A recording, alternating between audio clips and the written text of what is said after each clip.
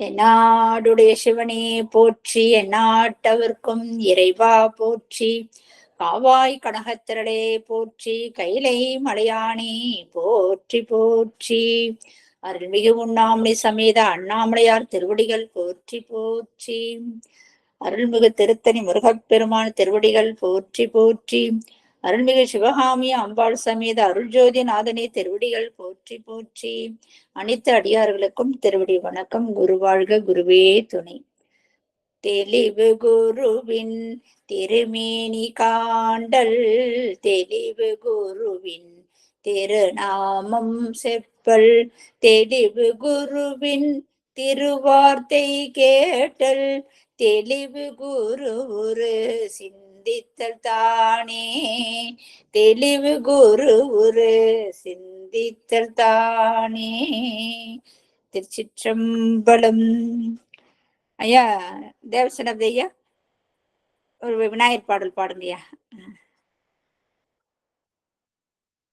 ஐயா இருக்கீங்களா? சிவாய நம. திருச்சிற்றம்பலம். வானுலகும் மண்ணுலகும் வாழ மறை வாழ பான்மை தரு செய்ய தமிழ் பார்மிசை விளங்க,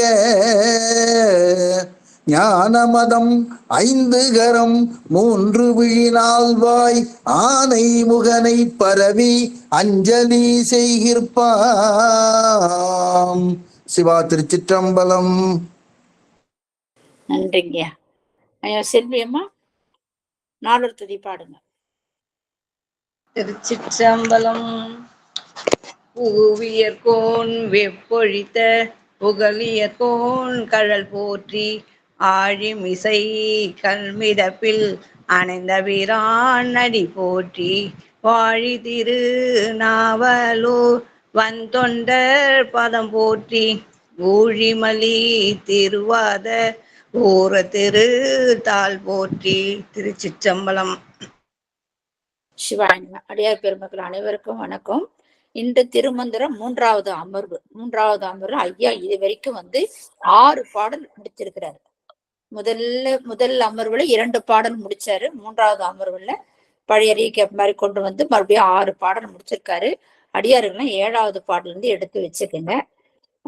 ஐயா நீங்க ஆரம்பிக்கலாங்க ஐயா.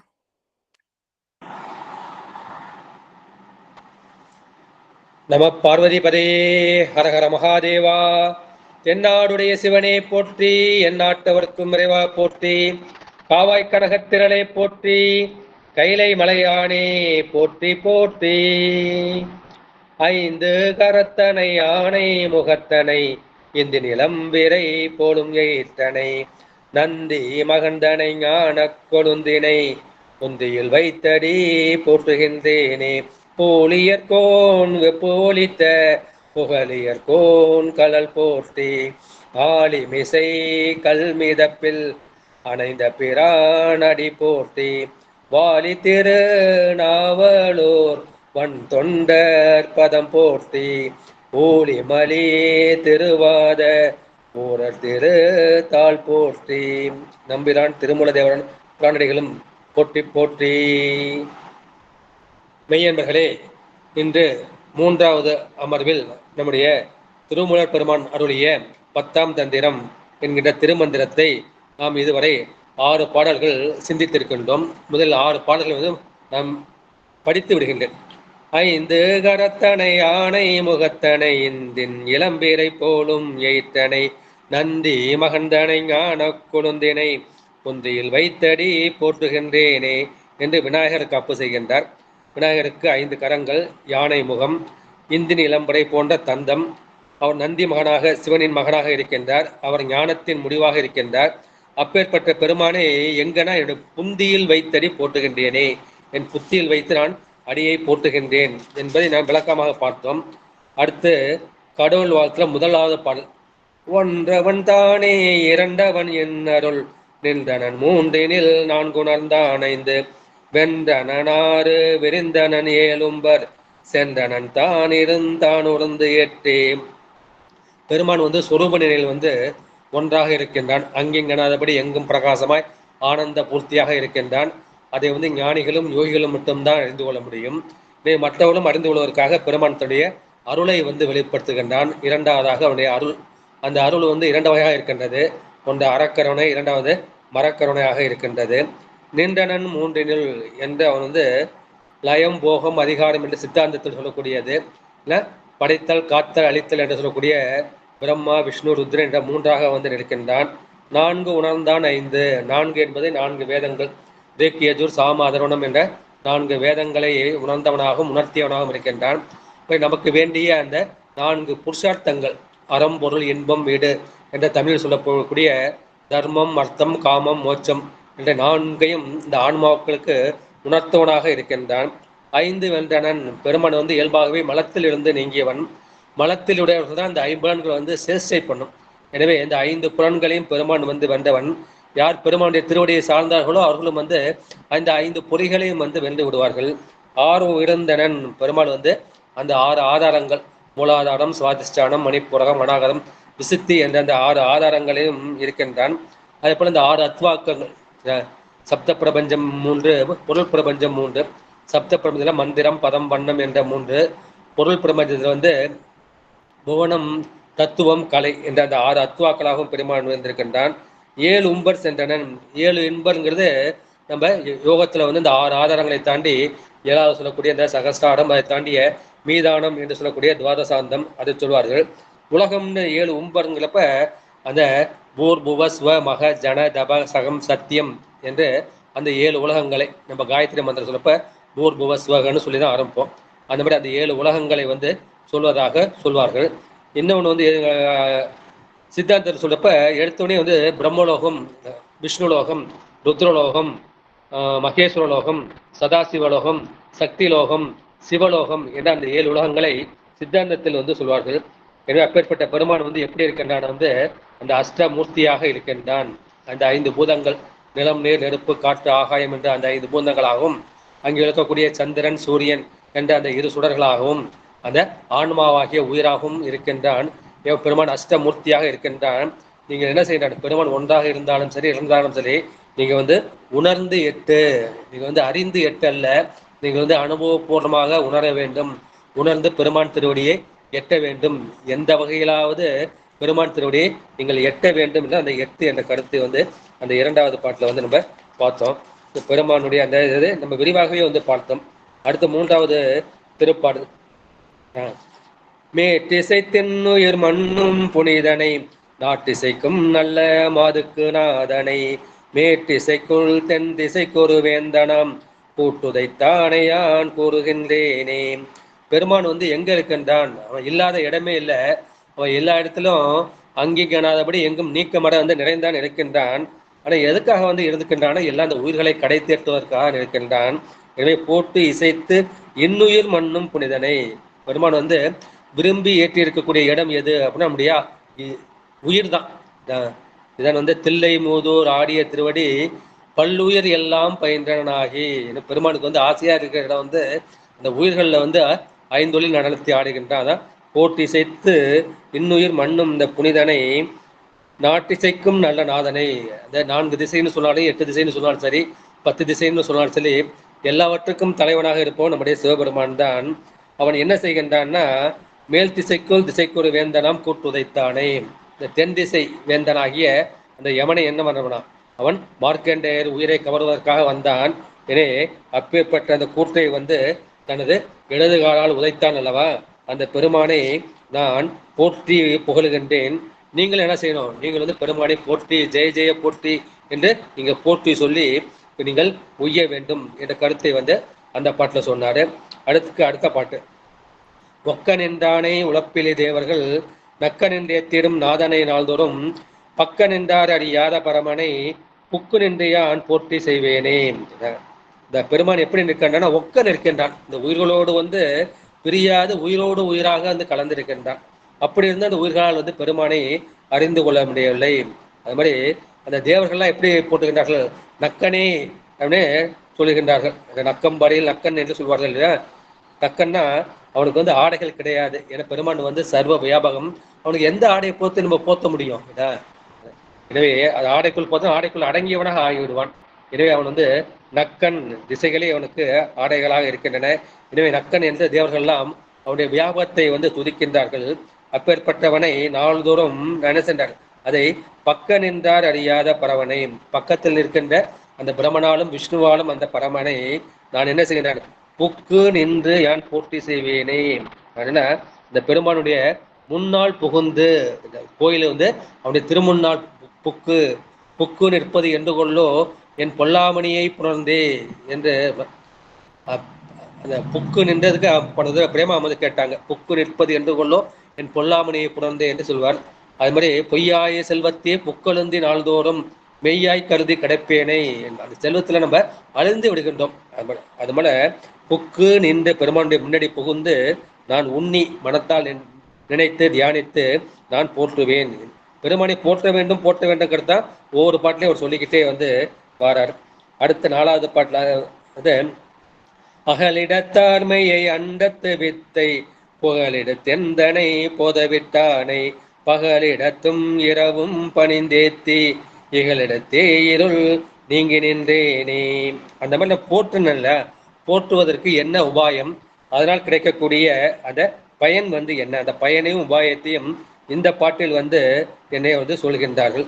அகலிடத்தார் மெய்யே, இந்த அகன்ற உலகத்தில் எங்கும் பெருமான் வந்து மெய்ப்பொருளாக நினைத்த பொய்யாய உலகத்திலும் இந்த மெய்ப்பொருளாகிய சிவம் வந்து கலந்திருக்கின்றது. அந்த கலக்காவிட்டால் அந்த உலகமெல்லாம் எப்படி அப்படியே எல்லாம் வந்து பொடி பொடியாக போய்விடும். எனவே அந்த அகன்ற உலகத்தில் நடந்துள்ள அந்த மெய்ப்பொருளை அண்டத்து வித்தை, இந்த 224 போனங்களுக்கும் அண்டங்களுக்கும் பெருமான் தான் விதையாக வித்தாக இருக்கின்றான். அதிலிருந்து தான் இந்த உலகமே முளைத்து இருக்கின்றது, அந்த மாயையிலிருந்து தான் முளைத்து இருக்கின்றது.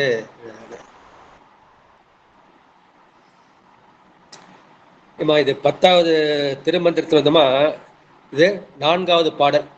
விநாயகர் வாகனத்தை சேர்த்தா அது வந்து 5வது பாடலாக அமையும். அம்மா அது நீங்கள் வந்து உங்ககிட்ட புக் இல்லைன்னா நீங்கள் என்ன பண்ணுங்க, தேவாரம்.orgன்னு ஒரு புக் இருக்குது. அது வந்து தர்மபுர ஆதீனத்தை ஒட்டியது. இன்னொன்று வந்து சைவம்.org, அதை நீங்கள் வந்து டவுன்லோட் பண்ணிக்கிட்டீங்க அப்படின்னா உங்களுக்கு வந்து இது வந்து விடுமா. அம்மா தான் அது மாதிரி டவுன்லோட் பண்ணிட்டா நீங்கள் என்ன பண்ணுங்கள், இது வந்து மினிமைஸ் பண்ணிங்க, இந்த ஜூமை வந்து மினிமைஸ் பண்ணிக்கிட்டு கூகுள் மீட் மினிமைஸ் பண்ணிவிட்டு நீங்கள் அந்த புக்கில் வந்து பார்த்துக்கலாம். பெருமான் வந்து இந்த அகண்ட உலகத்தில் அவன் கலந்து இருக்கின்றான், அண்டங்களுக்கெல்லாம் வித்தாக இருக்கின்றான். புகலிடத்து எந்தென்னை, யார் வந்து அவனை வந்து அடைக்கலமாக புகுகின்றார்களோ அவர்களையெல்லாம் அவன் காப்பாற்றுகின்றான். இந்த புகழி என்றும் பூம்புகழூர் என்றும் சொல்லக்கூடிய அந்த சரணிபுரம் பெருமானை யார் சரணடைகிறார்களோ அவர்களையெல்லாம் கைவிடாமல் காப்பாற்றுபவன். அப்பேற்பட்ட என்னையும் வந்து அவன் திருவடிக்குள் என்னை போத விட்டான், என்னை புகவிட்டான். அவன் என்ன, நான் என்ன செய்யணும், அவன் வந்தானே எனக்கு இந்த பிறப்பை கொடுத்தான், எனவே நான் நன்றி மறக்கக்கூடாது. எனவே பிறப்பை கொடுத்ததே நான் என்ன செய்தேன், இந்த பெருமான் தான் கொடுத்தான்.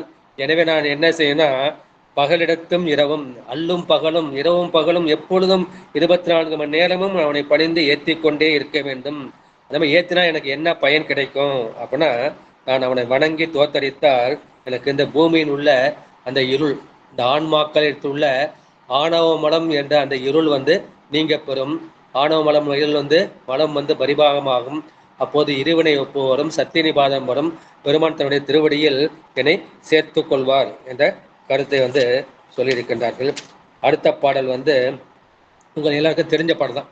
சிவனோடு ஒக்கும் தெய்வம் தேடினும் இல்லை, அவனோடு ஒப்பார் இங்கு யாவரும் இல்லை, போனம் கடந்தண்டு பொன்னொழி மின்னும் தவணச் சடைமுடி தாமரை யானே. அது பெருமான் எங்கே இருக்கின்றான், இந்த 224 போனங்களையும் 3வது ஒரு எடுத்து அங்கே 24 போனங்களையும் கடந்து அன்று அவன் எப்படி இருக்கின்றான், ஒளியாக இருக்கின்றான். எப்பேற்பட்ட ஒளி, பொன்னொழியாக இருக்கின்றான். அந்த பொன்னொழி எப்படி இந்த உலகத்துக்கு வந்து இந்த பொன்னன் என்று சொல்லக்கூடிய சூரியன் வந்து ஒளியை வீசுகின்றதோ அது போல இந்த 224 போனங்களுக்கும் பெருமான் வந்து தன்னுடைய பொன்னொழியை வீசுகின்றான். எதன் மூலமாக வீசுகின்றான்னா அவனுடைய தவண சடைமுடி தாமரையானே, உடைய இந்த சடைமுடி இருக்கு இல்லையா, அந்த சடைமுடியே வந்து ஒளி வீசுகின்றதான். பொன்வண்ணம் எவ்வண்ணம் அவ்வண்ணம் மேனி பொழிந்திலங்க, மின்வண்ணம் எவ்வண்ணம் அவ்வண்ணம் வீல் சடை வெள்ளி குன்றம். பெருமாண்டி சடைமுடி வந்து பொன் போலும் வீசுகிறதான், அந்த மின் போலும் வீசுகின்றதான். அப்பேற்பட்ட பெருமான் வந்து அந்த சடைமுடி மூலமாகவும் அவன் வீசுகின்றான். அவன் எப்படி இருக்கின்றான், அவன் தாமரை இருக்கின்றான். எந்த தாமரையில் இருக்கின்றான், இதய தாமரையில் வந்து இருக்கின்றான். அந்த இதய தாமரையில் வீட்டிருக்கின்ற அந்த சிவன் இருக்கின்றன, அந்த சிவனோடு ஒக்கும் தெய்வம் தேடினும் இல்லை. நீ எங்கெங்க போய் தேடினாலும் சரி அந்த சிவனுக்கு ஒப்பாக எந்த தெய்வத்தையும் நீ வந்து பார்க்க முடியாது. அவனோடு ஒப்பார் யாரும் இல்லை. அவனுக்கு ஒப்பாக வந்து யாரையும் வந்து சொல்ல முடியாது. ஏன்னா அவன் வந்து பரன். பரன்னா ஒப்பாரும் மிக்காரும் இல்லாதவன். அப்பேற்பட்ட பரன் அவன்தான் பரசிவன் என்ற கருத்தை வந்து இந்த பாட்டுல சொல்கின்றார்கள். அடுத்த பாட்டு வந்து அவனை ஒளிய அமரரும் இல்லை, அவன் அன்றி செய்யும் அருந்தவம் இல்லை, அவன் அன்றி மூவரால் ஆவதொன்றில்லை, அவன் அன்றி ஊர் புகும் ஆரறியேனே. சிவனை என்று தேவர்கள் வந்து ஒருவருமே இல்லை. சிவன் தான் எல்லா தேவர்களுக்கும் நின்று அவர்களை வந்து செயல்படுத்துகின்றான். அவர்களை அதிர்ஷ்டித்து நின்று அவர்களை செயல்படுத்துகின்றான். எனவே சிவனை என்று தேவர்கள் வந்து ஒருவரும் இல்லை. அவனன்றி செய்யும் அருந்தவரும் இல்லை. நம்ம சரியை கிரிய யோகம்லாம் வந்து நான் செய்கிறேன் நான் நினைக்கிறேன். ஆனால் பெருமான் வந்து எனக்கு உணர்த்தியதால், பெருமானுக்கு எனக்கு அருள் புரிந்ததால் தான் என்னால் வந்து அந்த அருந்தவமாகிய சரியை கிரிய யோகத்தை வந்து செய்யப்படுகின்றது. எனவே அவனை அல்லாமல் இயற்றப்படும் தெய்வமும் தவமும் வந்து எதுவும் கிடையாது. அவனன்றி மூவரால் ஆவது ஒன்றில்லை. அவன் இல்லாவிட்டால் பிரம்மாவால் படைக்க முடியாது, விஷ்ணுவால் காக்க முடியாது, ருத்ரனால் ஒடுக்க முடியாது, மகேஸ்வரனால் மறைக்க முடியாது, சதாசிவனால் வந்து அருள் புரிய முடியாது. எனவே இந்த 5 பேரும் காரண கடவுள்கள். அவர்கள் வந்து சிவனால் அதிகாரம் அளிக்கப்பட்டு சிவன் ஆணை வழி தத்தம் செயல்களை வந்து அவர்கள் செய்கின்றார்கள். எனவே அப்பேற்பட்டவன் தான் என்பேற்கின்றான். அவன் பொன்னை ஒப்பான்.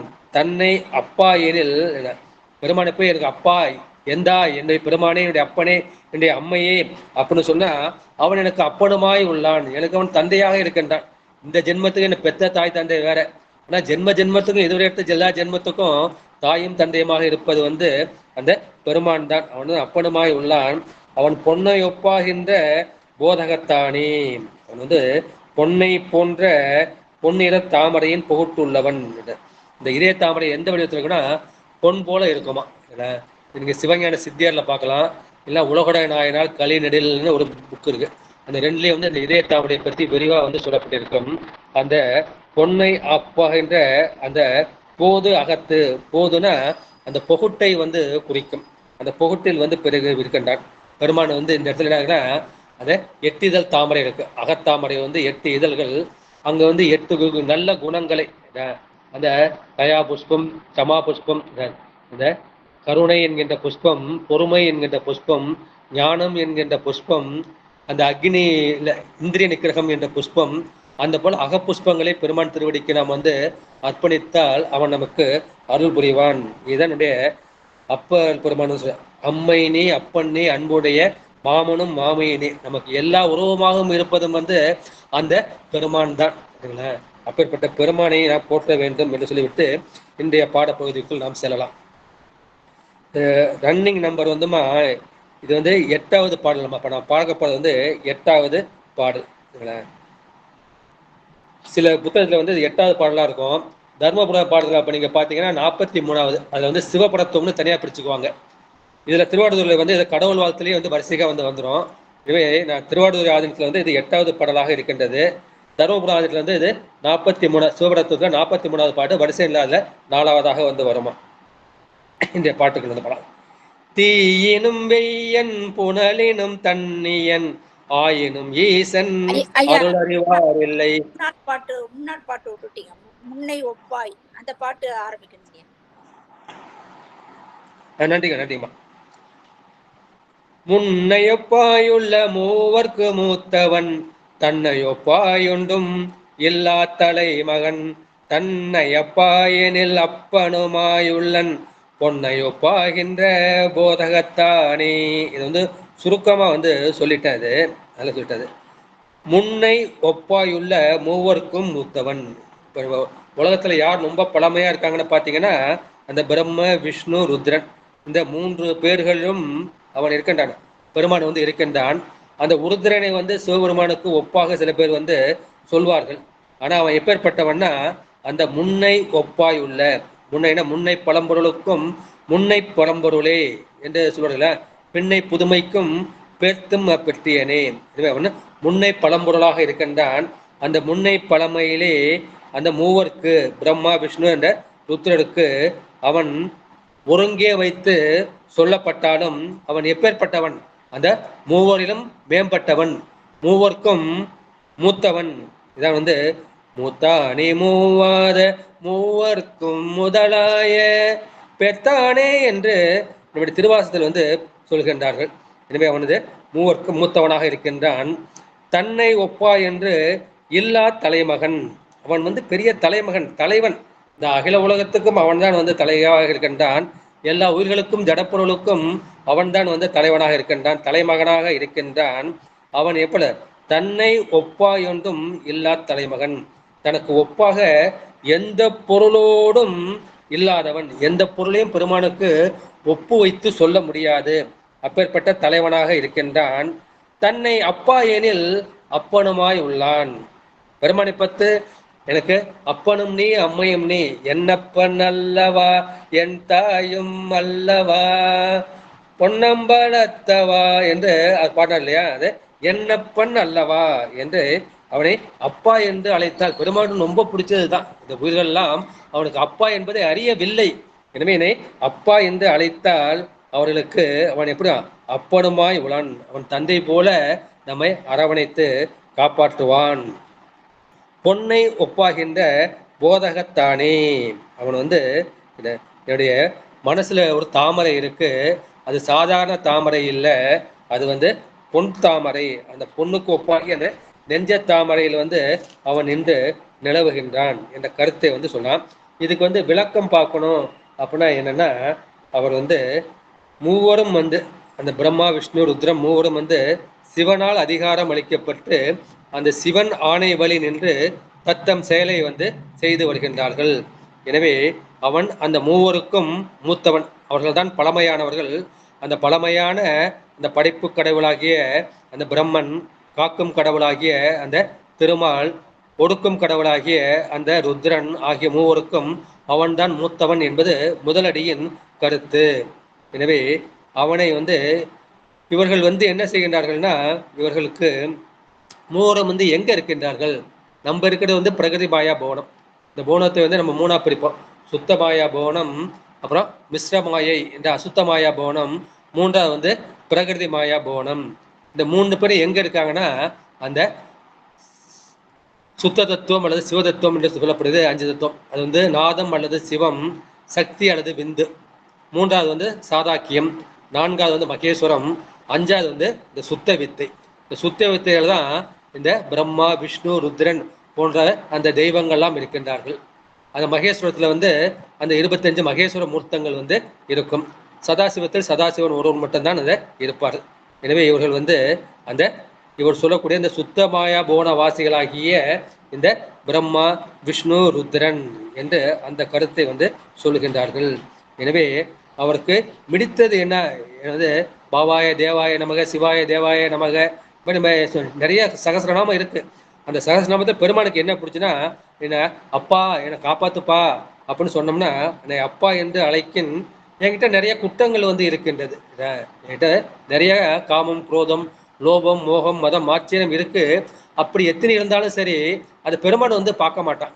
ஒரு குழந்தை வந்து மலத்துல வந்து அழிந்து கிடைக்கிறது, ஒரு தாய் எப்படி அவளுக்கு குளிப்பாட்டி அதற்கு ஆடை போட்டுக்கின்றாலோ, அது மாதிரி எனக்கிட்ட அந்த ஆணவ மலை அழுக்கினால் சேர்ந்த அந்த காமம், குரோதம், லோபம், மோகம், மதம், ஆச்சரியம் என்ற 6 தீய குணங்களும் இருக்கின்றன.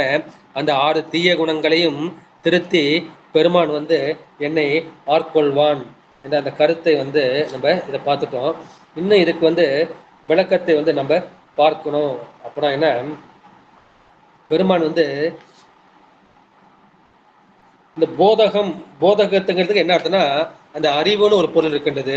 இந்த தாமரையுள்ள இந்த பொகுட்டு இருக்கு இல்லையா, அதையும் சொல்கின்றார்கள். போதகம்னா என்ன சொல்றாங்கன்னா, இந்த யானை தோல் இருக்கின்றது, அந்த யானை தோலுக்கும் போதகம் என்று அர்த்தம். இந்த வலுவூர்ல வந்து அட்டை விரட்ட செயல்ல பெருமான் என்ன செய்கின்றார், அந்த கஜமுகேஸ்வரனை அதை அந்த தோலை போர்த்து கொள்வார் இல்லையா, கரி உருவை போர்வை யானை பார்க்குங்க. பெருமானுடைய மேனி எப்படி இருக்குன்னா, பொன்னை ஒத்த மேனி. அந்த பொன்னையொத்த மேனி வந்து ரொம்ப பிரகாசமாக இருக்கின்றது. அந்த யானையை உரிக்கும் போது என்னன்னா அவ்வளவு பிரகாசமாக இருக்கின்றது. பார்ப்பவர்கள் கண்கள் எல்லாம் குருடாகி போகும் அளவுக்கு பிரகாசமாக இருக்கின்றது. எனவே பெருமான் என்ன செய்கின்றார்னா, அந்த யானையின் உரையை வந்து போர்த்துகின்றார்கள். எனவே பொன்போலும் மேனியுடையவன் அவன் வந்து யானை தோலையை வந்து போர்வையாக போர்த்திருக்கின்ற அந்த சிவபெருமான், அந்த பொன்னை ஒப்பாகின்ற போதகத்தானே. போதகம் என்பது யானை தோலையும் குறிக்கக்கூடியது. எனவே அவன் அந்த 3 பேரையும் அவன்தான் படைக்கின்றான். அந்த மும்மூர்த்திகளுக்கும் அவன்தான் முன்னாக இருக்கின்றான், முன்னோனாக அவன் இருக்கின்றான். அவனுக்கு ஒப்பாக எந்த பொருளும் இல்லாத பெரும் தலைவன். அவனை அப்பா என்று அழைப்பவருக்கு அவன் அப்பனுமாக இருக்கின்றான். அம்மே, அம்மே அப்பான்னு தானே நம்ம இவர் அழைச்சாரு ஞானசம்பந்தர்.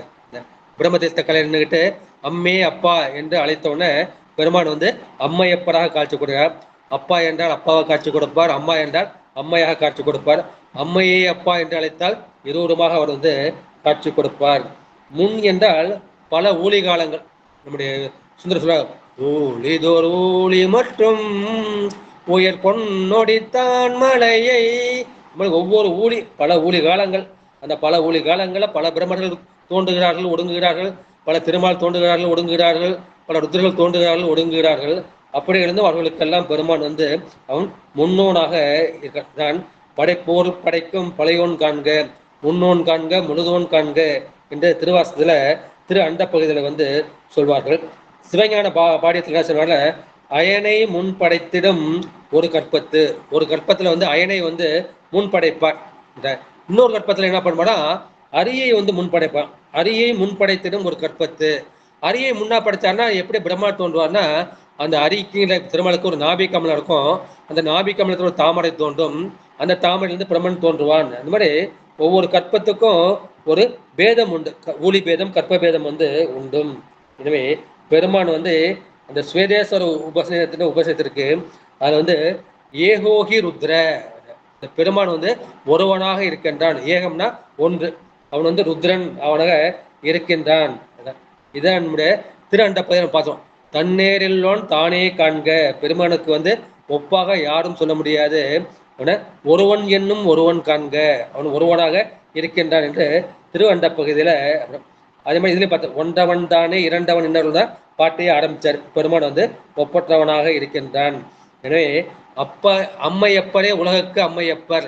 இந்த திருக்கலட்டிப்படையார்ல ஒரு பாட்டு, அம்மையப்பரே உலகுக்கு அம்மையப்பர் என்று அறிய அம்மையப்பர் அப்பரிசே அளிப்பார். இந்த அம்மையப்பர் இந்த உலகத்துக்கு, எல்லா உலகத்துக்கும், இந்த 724 அவர் தான் அம்மையாகவும் அப்பானாகவும் இருக்கின்றார். அம்மையப்பர் அப்பரிசே அளிப்பார்.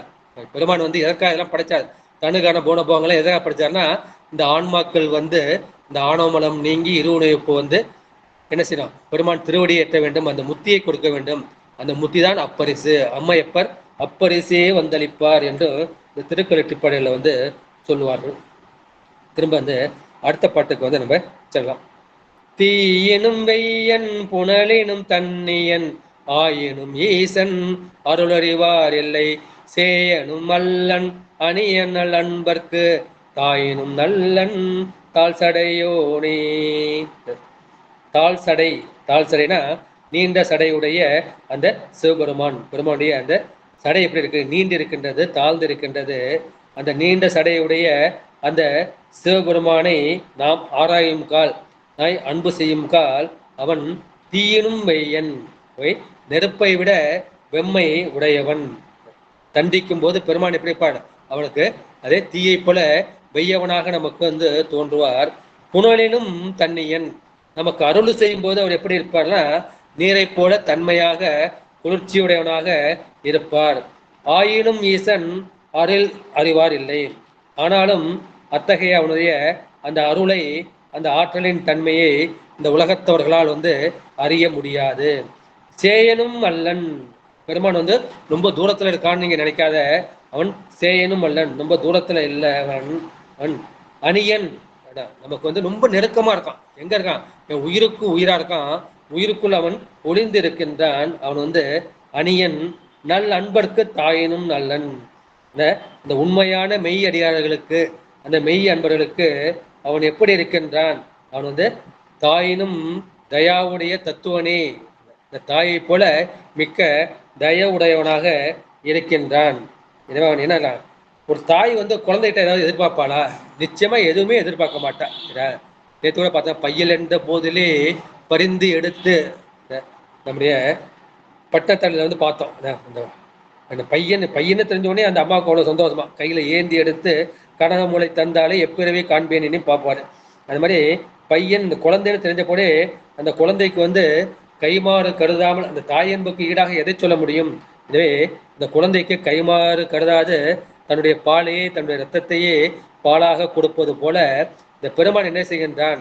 அவன் வந்து அந்த பேரின்பமாகிய அந்த முத்தி இன்பமாகிய அந்த சிவானந்தமாகிய அந்த பேரின்பத்தை பாலாக இந்த குழந்தைகளுக்கு வந்து கொடுக்கின்றான். தாய்க்கு வந்து பசிக்கும் போது கொடுப்பது ஒரு பழக்கம். இரண்டாவது வந்து நேரம் கருதி பிள்ளைக்கு பசிக்குமே என்று கருதி கொடுப்பது. இதுதான் தாயினும் சால பரிந்து என்று சொல்வாங்க. இந்த தாயை போல குழந்தைக்கு பசி எடுத்திருக்குமேன்னு நினைச்சு கொடுப்போம். இந்த மாதிரி பால் கொடுப்பது என்று சொல்வார்கள். எனவே பாலினைந்தூட்டும் தாயினும் சால பரிந்து. அந்த மாதிரி இருந்தாலும் அந்த உயிர் ஏதாவது தப்பு செஞ்சா என்ன செய்வார்? அவர் வந்து அந்த குழந்தையை திருத்த வேண்டும். தாய் வந்து கண்டித்து திருத்துவாள், அடித்து திருத்துவாள். அது போல பெருமானும் என்ன செய்வான்? தாயாக இருந்தாலும் அந்த குற்றத்தை திருத்துவதற்காக அவன் என்ன செய்வான்? அந்த மரக்கருணையை அந்த தண்டனையை கொடுத்து அவன் திருத்துவான் என்று சொல்றான். அதுபோல பெருமான் வந்து அப்பேற்பட்ட எலிவந்தவனாக இருக்கின்றான். எலிவந்த கருணையை அவனுடைய அறிவை வந்து எத்தனை பேர் வந்து புரிந்து கொள்கிறார்கள்? அவனை அறியக்கூடியவர்கள் யாரும் இல்லையே என்று இவர் இறங்கி வந்து கூறுகின்றார்கள்.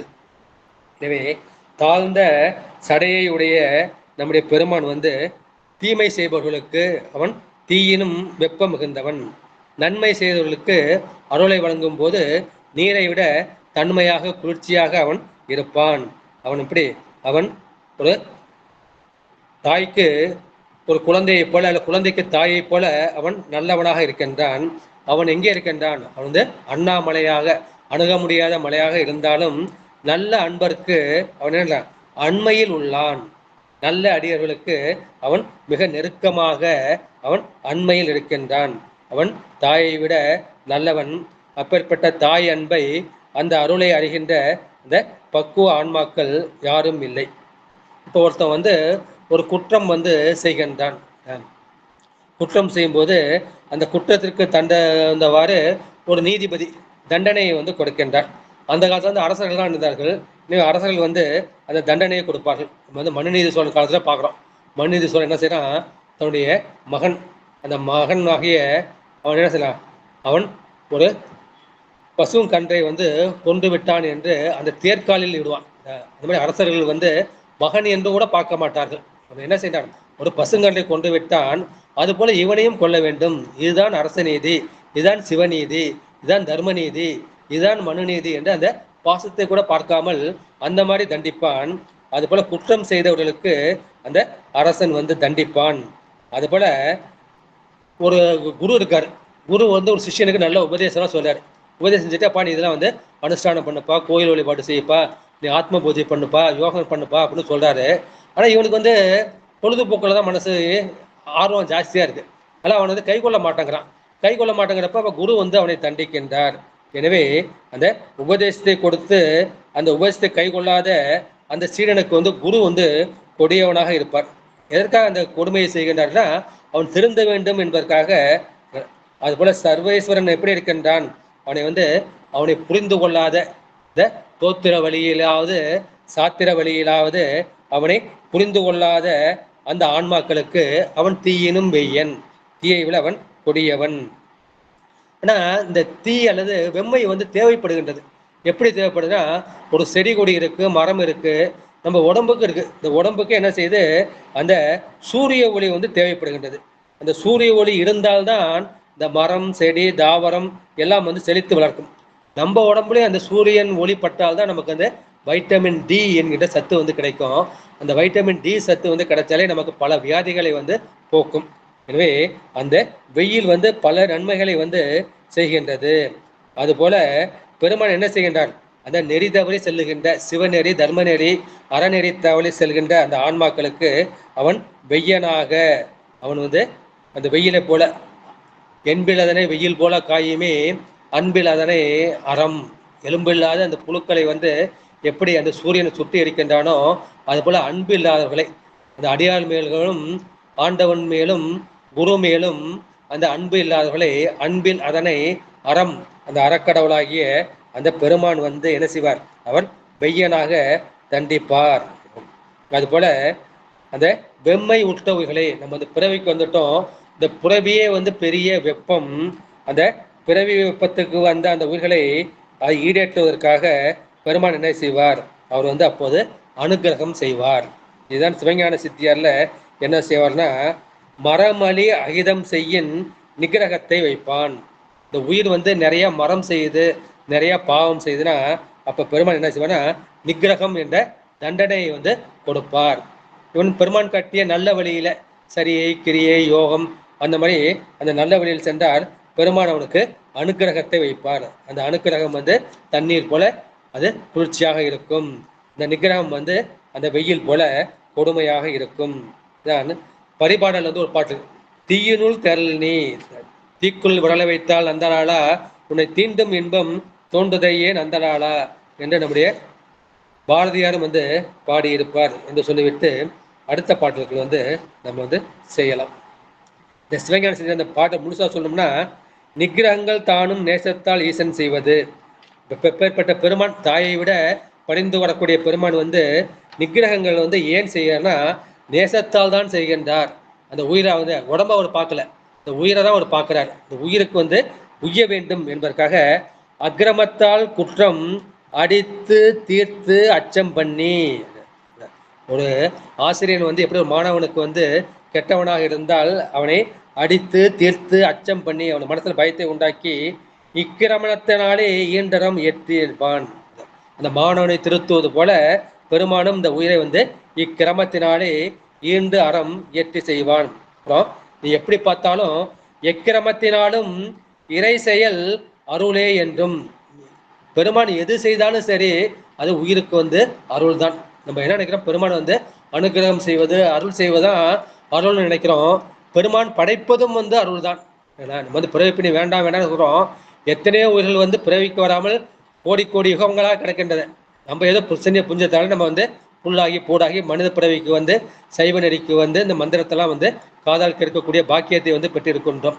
எனவே அந்த மாதிரி படைப்பதும் எது, அதுவும் வந்து ஒரு அருள் தான். காப்பதும் வந்து அருள்கள் தான். ஒடுக்குவதும் வந்து அருள்கள் தான். ஒருத்தர் நாள் முழுக்க வேலை பார்க்குறான், நைட்டு படுத்து கொஞ்சம் ரெஸ்ட் எடுத்தாதான் அவனால் வந்து மறுநாள் வந்து வேலை செய்ய முடியும்.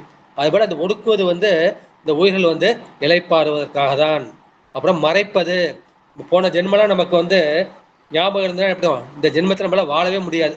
போன ஜென்மத்தில் எவனோ ஒருத்தர் கொண்டு இருப்போம், அவன் இந்த ஜென்மத்தில் நமக்கு மனைவியாய் வாய்த்திருக்கலாம். இப்போ எந்த நேரத்தில் நம்ம தலையில் தூக்கி கள்ள போடுவான்னு பயந்துட்டு கிடக்கணும். அதான் பெருமான் வந்து அதை மறைத்து வைக்கின்றார். அந்த மறைப்பதும் வந்து அது அருள்கள் தான். அருளுவதும் வந்து பெருமான் வந்து அருள்வதுதான். இதே பெருமான் எது செய்தாலும் அது உயிர்களுக்கு வந்து அருள்கள் தான். இதே பெருமான் வந்து புனலினும் தண்ணியன், அந்த தண்ணீருக்கு வந்து இயல்பான குணம் எது, அது வந்து தன்மை என்கின்ற குளிர்ச்சி தான். எனவே நமக்கு என்ன இருக்கும், கோடை காலத்துல அந்த குளிர்ச்சியை வந்து நம்ம விரும்புவோம். அதுபோல இந்த தன்மை என்ற குளிர்ச்சி வந்து நாம் விரும்புவோம். வெப்பத்தை வந்து நாம் வெறுப்போம், முக்கியமாக கோடை காலத்துல. ஆனா கால வேறுபாட்டால இதே நமக்கு குளிர்காலம் வந்துன்னா அப்ப நம்ம என்ன செய்வோம், ஒரு தீ மூட்டி பக்கத்துல போய் அந்த தீ காய்வோம் இல்லையா. அதுபோல கால வேறுபாட்டாலும் அதிகாரி பேதத்தாலும் இது மாறி மாறி இந்த இன்பமும் துன்பமும் துய்க்கப்படும். எனவே அறமளி இதம் செய்வோருக்கு அனுகிரகத்தை செய்வான். அறவழியில் இதம் நன்மைகளை செய்பவர்களுக்கு பெருமான் அதிகாரத்தை செய்வான் என்று சொல்கின்றார்கள். அணியன்னா அண்மையிலிருந்து ஆட்கொள்பவன். எங்க இருக்கான உயிருக்கு உயிராக இருக்கின்றான். பெருமான் வந்து சேய் தந்தைக்கு சேவையும் செய்யும் என்று சொல்வார்கள். தாயினும் நல்லல், எப்படி ஒரு குழந்தையின் பசியை அறிந்து பால் ஊட்டுபவள் வந்து தாய். இதற்கு வந்து நம்முடைய குமரகுருவர் வந்து பாட்டு ஒண்ணு சொல்வார். என்ன பாட்டு?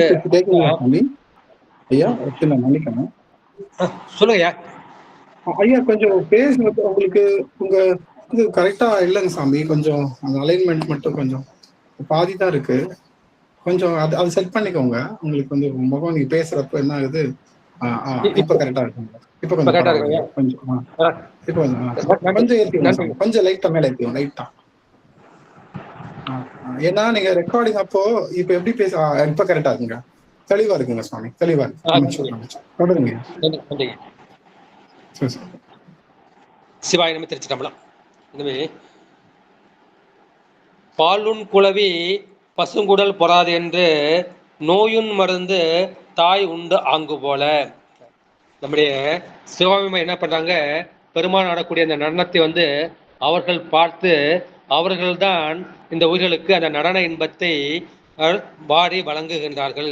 அதற்கு என்ன உதாரணம் சொன்னா, பாலுன் குளவி பசுங்குடல் பொறாதென. ஒரு கை குழந்தை இருக்கு, அது வந்து பாலை குடிக்கக்கூடிய குழந்தை. அந்த குழந்தைக்கு வந்து ஒரு வியாதி வந்துருச்சு, ஒரு நோய் வந்துருச்சு. அந்த நோய்க்கு வந்து மருந்து இருக்கு. அந்த மருந்து இருந்தாலும் என்னன்னா, அந்த மருந்தை டைரக்டா அந்த குழந்தை கொடுத்தோம்னா ஒரு வாயு வயிறுலாம் வெந்துப்படும். பாலுன் குளவி பசுங்குடல் பொறாதன. அந்த குடல் வந்து ரொம்ப பசுமையா இருக்கும், அது பொறாதன. நோயுன் மருந்தை, இந்த நோயை நீக்குகின்ற, அந்த நோயே உண்ணுகின்ற அந்த மருந்தை தாய் உண்டாங்க. அப்ப என்ன பண்ணுவாங்கன்னா, அந்த மருந்தை யாருக்கு கொடுப்பாங்கன்னா, அந்த தாய்க்கு வந்து கொடுப்பாங்க. இந்த தாய் சாப்பிட்ட உடனே என்ன பண்ணும், அவங்க தாய்ப்பால் மூலமா அந்த குழந்தைக்கு வந்து போய் சேரும்.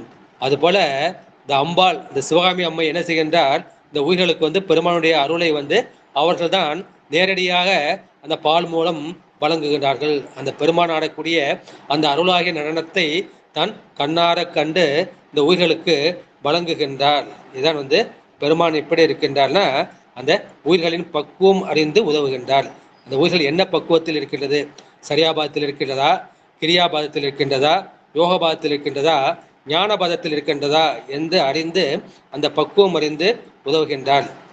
இதனால் தாயினும் நல்ல தயாவான தத்துவனே என்று திருவாசகம் வந்து சொல்கின்றார்கள்.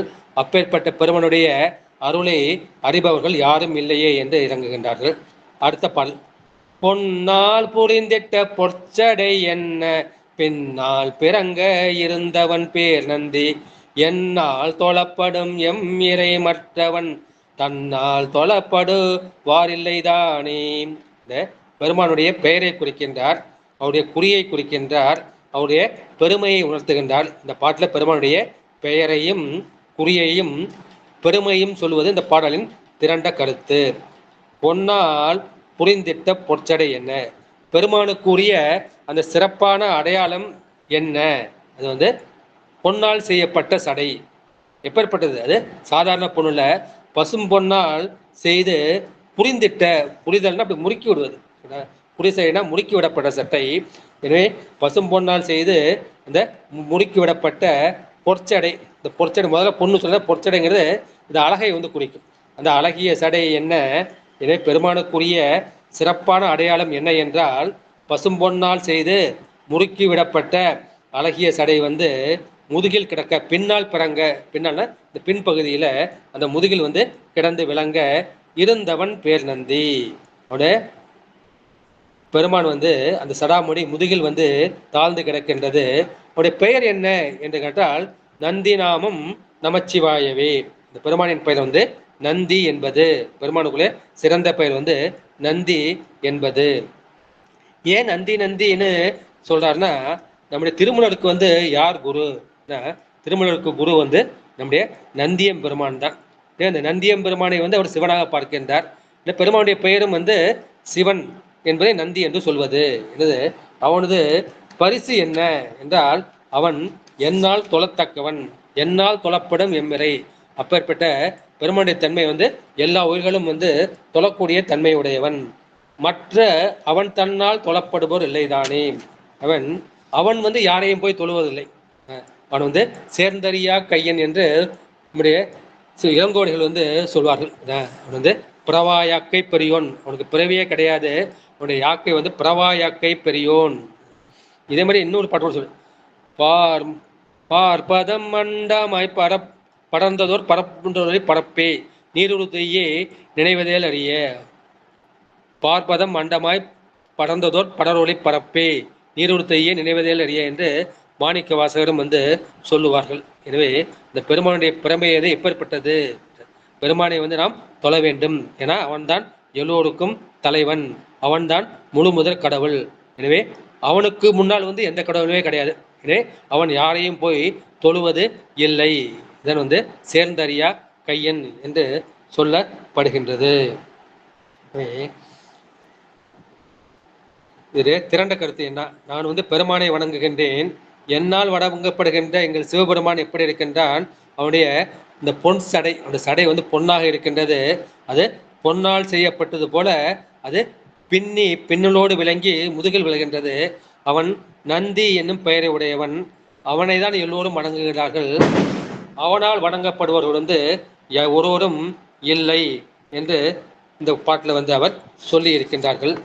திரும்ப அடுத்த படம் இது வந்து 11ஆம் திருமுறையில பார்க்கலாம். 1ஆம் திருமுறையில வந்து நம்முடைய ஞான சம்பந்தர் பின்தாள் சடையானை என்று அந்த 74வது பதிகத்தில் வந்து பின்தாள் சடையானை சொல்லுவான்.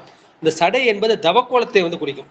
பெருமான் வந்து யோகி இல்லையா, இதே இந்த காலத்தில் பார்த்தீங்கன்னா பல சன்னிதானங்கள் வந்து சடாமுடி வச்சிருப்பார்கள்.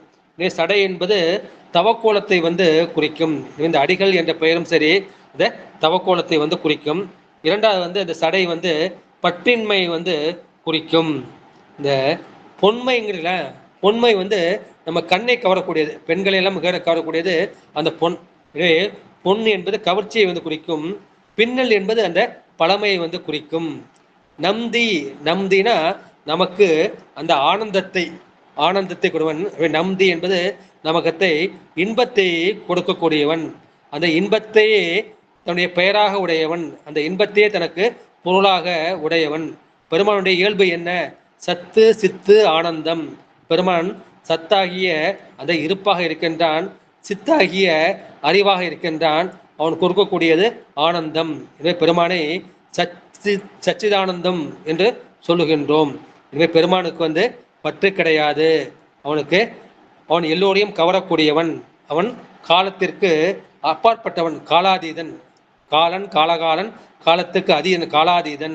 எனவே அவன் மெய்யு அறிவு இன்பம். இந்த சத்து சித்து ஆனந்தத்தை தமிழ்ல படிச்சோம்னா சத்துனா மெய் அல்லது உண்மை, சித்துனா அறிவு, ஆனந்தம்னா இன்பம். எனவே அவனுக்கு வந்து மெய் அறிவு இன்பத்தை இயல்பாக உடையவன், அவனுக்கு மேலானவர் யாரும் இல்லை, இவன்தான் வந்து எல்லாருக்கும் மேலானவன் என்ற அந்த கருத்தை வந்து இந்த பாட்டில் சொல்லி இருக்கின்றார்கள். அடுத்த பாட்டு 2 விதமாக இருக்கின்றது. ஒன்று என்னன்னா அயலும் புடையும் மாதியை அப்படின்னு ஒரு புக்கில் இருக்கு. இன்னொரு புக்கில் வந்து தானே இருநிலம் தாங்கி விண்ணாய் நிற்கும் என்று இருக்கின்றது. தானே இருநிலம் தாங்கி விண்ணாய் நிற்கும் அந்த பாட்டை வந்து நான் படிச்சிடறேன். தானே இருநிலம் தாங்கி விண்ணாய் நிற்கும், தானே சுடும் அங்கி ஞாயிறும் திங்களும், தானே மலை பொலி தையலுமாய் நிற்கும், தானே தடவரை தன் கடலாமே. இந்த பாட்டோட திரண்ட கருத்து என்னங்கய்யா அப்படின்னு கேட்டா, சிவம் தான் எல்லாமாக இருக்கின்றது. அந்த கருத்து தான் இந்த பாட்டில் வந்து சொல்லியிருக்கின்றார். தானேனா அந்த சிவமாகிய தானே இருநிலம்னா அகன்ற நிலம். என்ன புண்ணியம் செய்தனை நெஞ்சமே இருங்கடல் வையத்து. இருங்கடல்னா அகன்ற கடலை குறிக்கும், பெரிய கடலை வந்து குறிக்கும். எனவே பெருமான் வந்து தானே இருநிலம், தானே இந்த பெரிய நிலமாக இருக்கின்றான். அந்த பெரிய நிலத்தையும் அந்த பஞ்சபூதங்களையும் தாங்கி விண்ணாய் நிற்கும். இந்த பஞ்சபூதங்களையும் தாங்குவது எது? அந்த ஆகாசம். பெருமான் அந்த பெரிய நிலமாகவும் அந்த பஞ்சபூதங்களையும் 724 புவனங்களையும் தாங்கக்கூடிய ஆகாச வடிவமாகவும் இருக்கும்.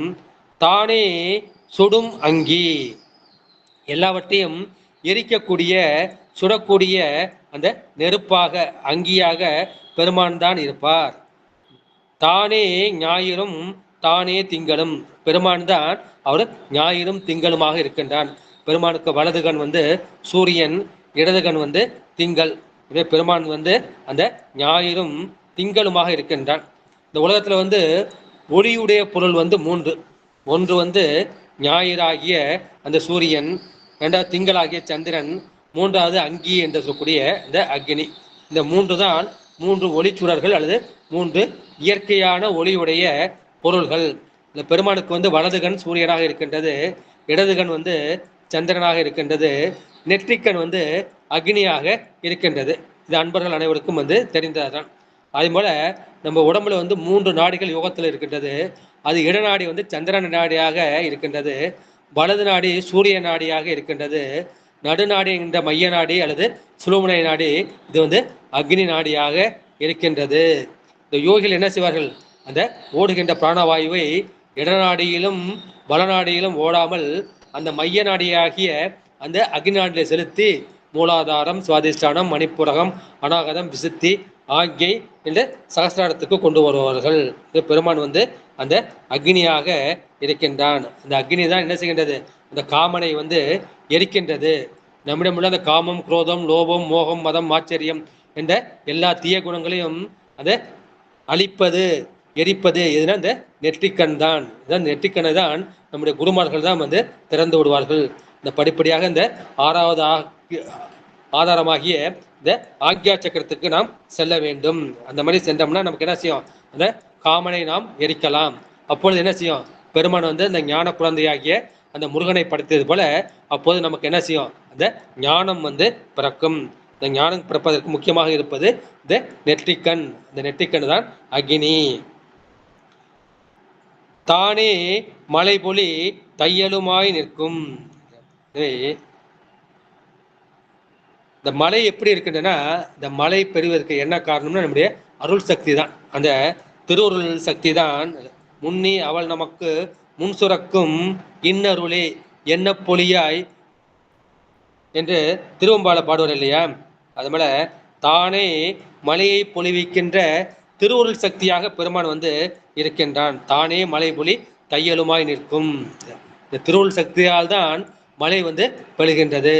திருவுருள் சக்திக்கு கம்மியாக இருந்தால் மழை குறைவாக இருக்கும். திருவுருள் சக்தி இல்லை என்றால் என்ன செய்யும்? அது வறட்சியாக மாறிவிடும், மழை வந்து பெய்யாது. தானே தடவரை தன் கடல் ஆகுமே. பெருமான் தானே தடவரை. தடவரைனா அகன்ற மலை, வரைனா மலை குளிக்கும். இந்த அம்பாளுக்கு வந்து வரைமகள், வரைமகள் தான் காண மலைமகள்னு சொல்லுவாங்க, வரைமகள்னு சொல்லுவாங்க. எனவே தடவரைனா தட பெரிய அகன்ற மலையாகவும் தன் கடல் குளிர்ந்த கடலுமாக பெருமான் வந்து இருப்பார். இதே தான் நம்ம திருவாசல அருள் நதி தரவரும் ஆனந்த மலையே அலைகடலே என்று சொல்வார். கடல் என்பதற்கு அருள் நதி தரவரும் ஆனந்த மலையே.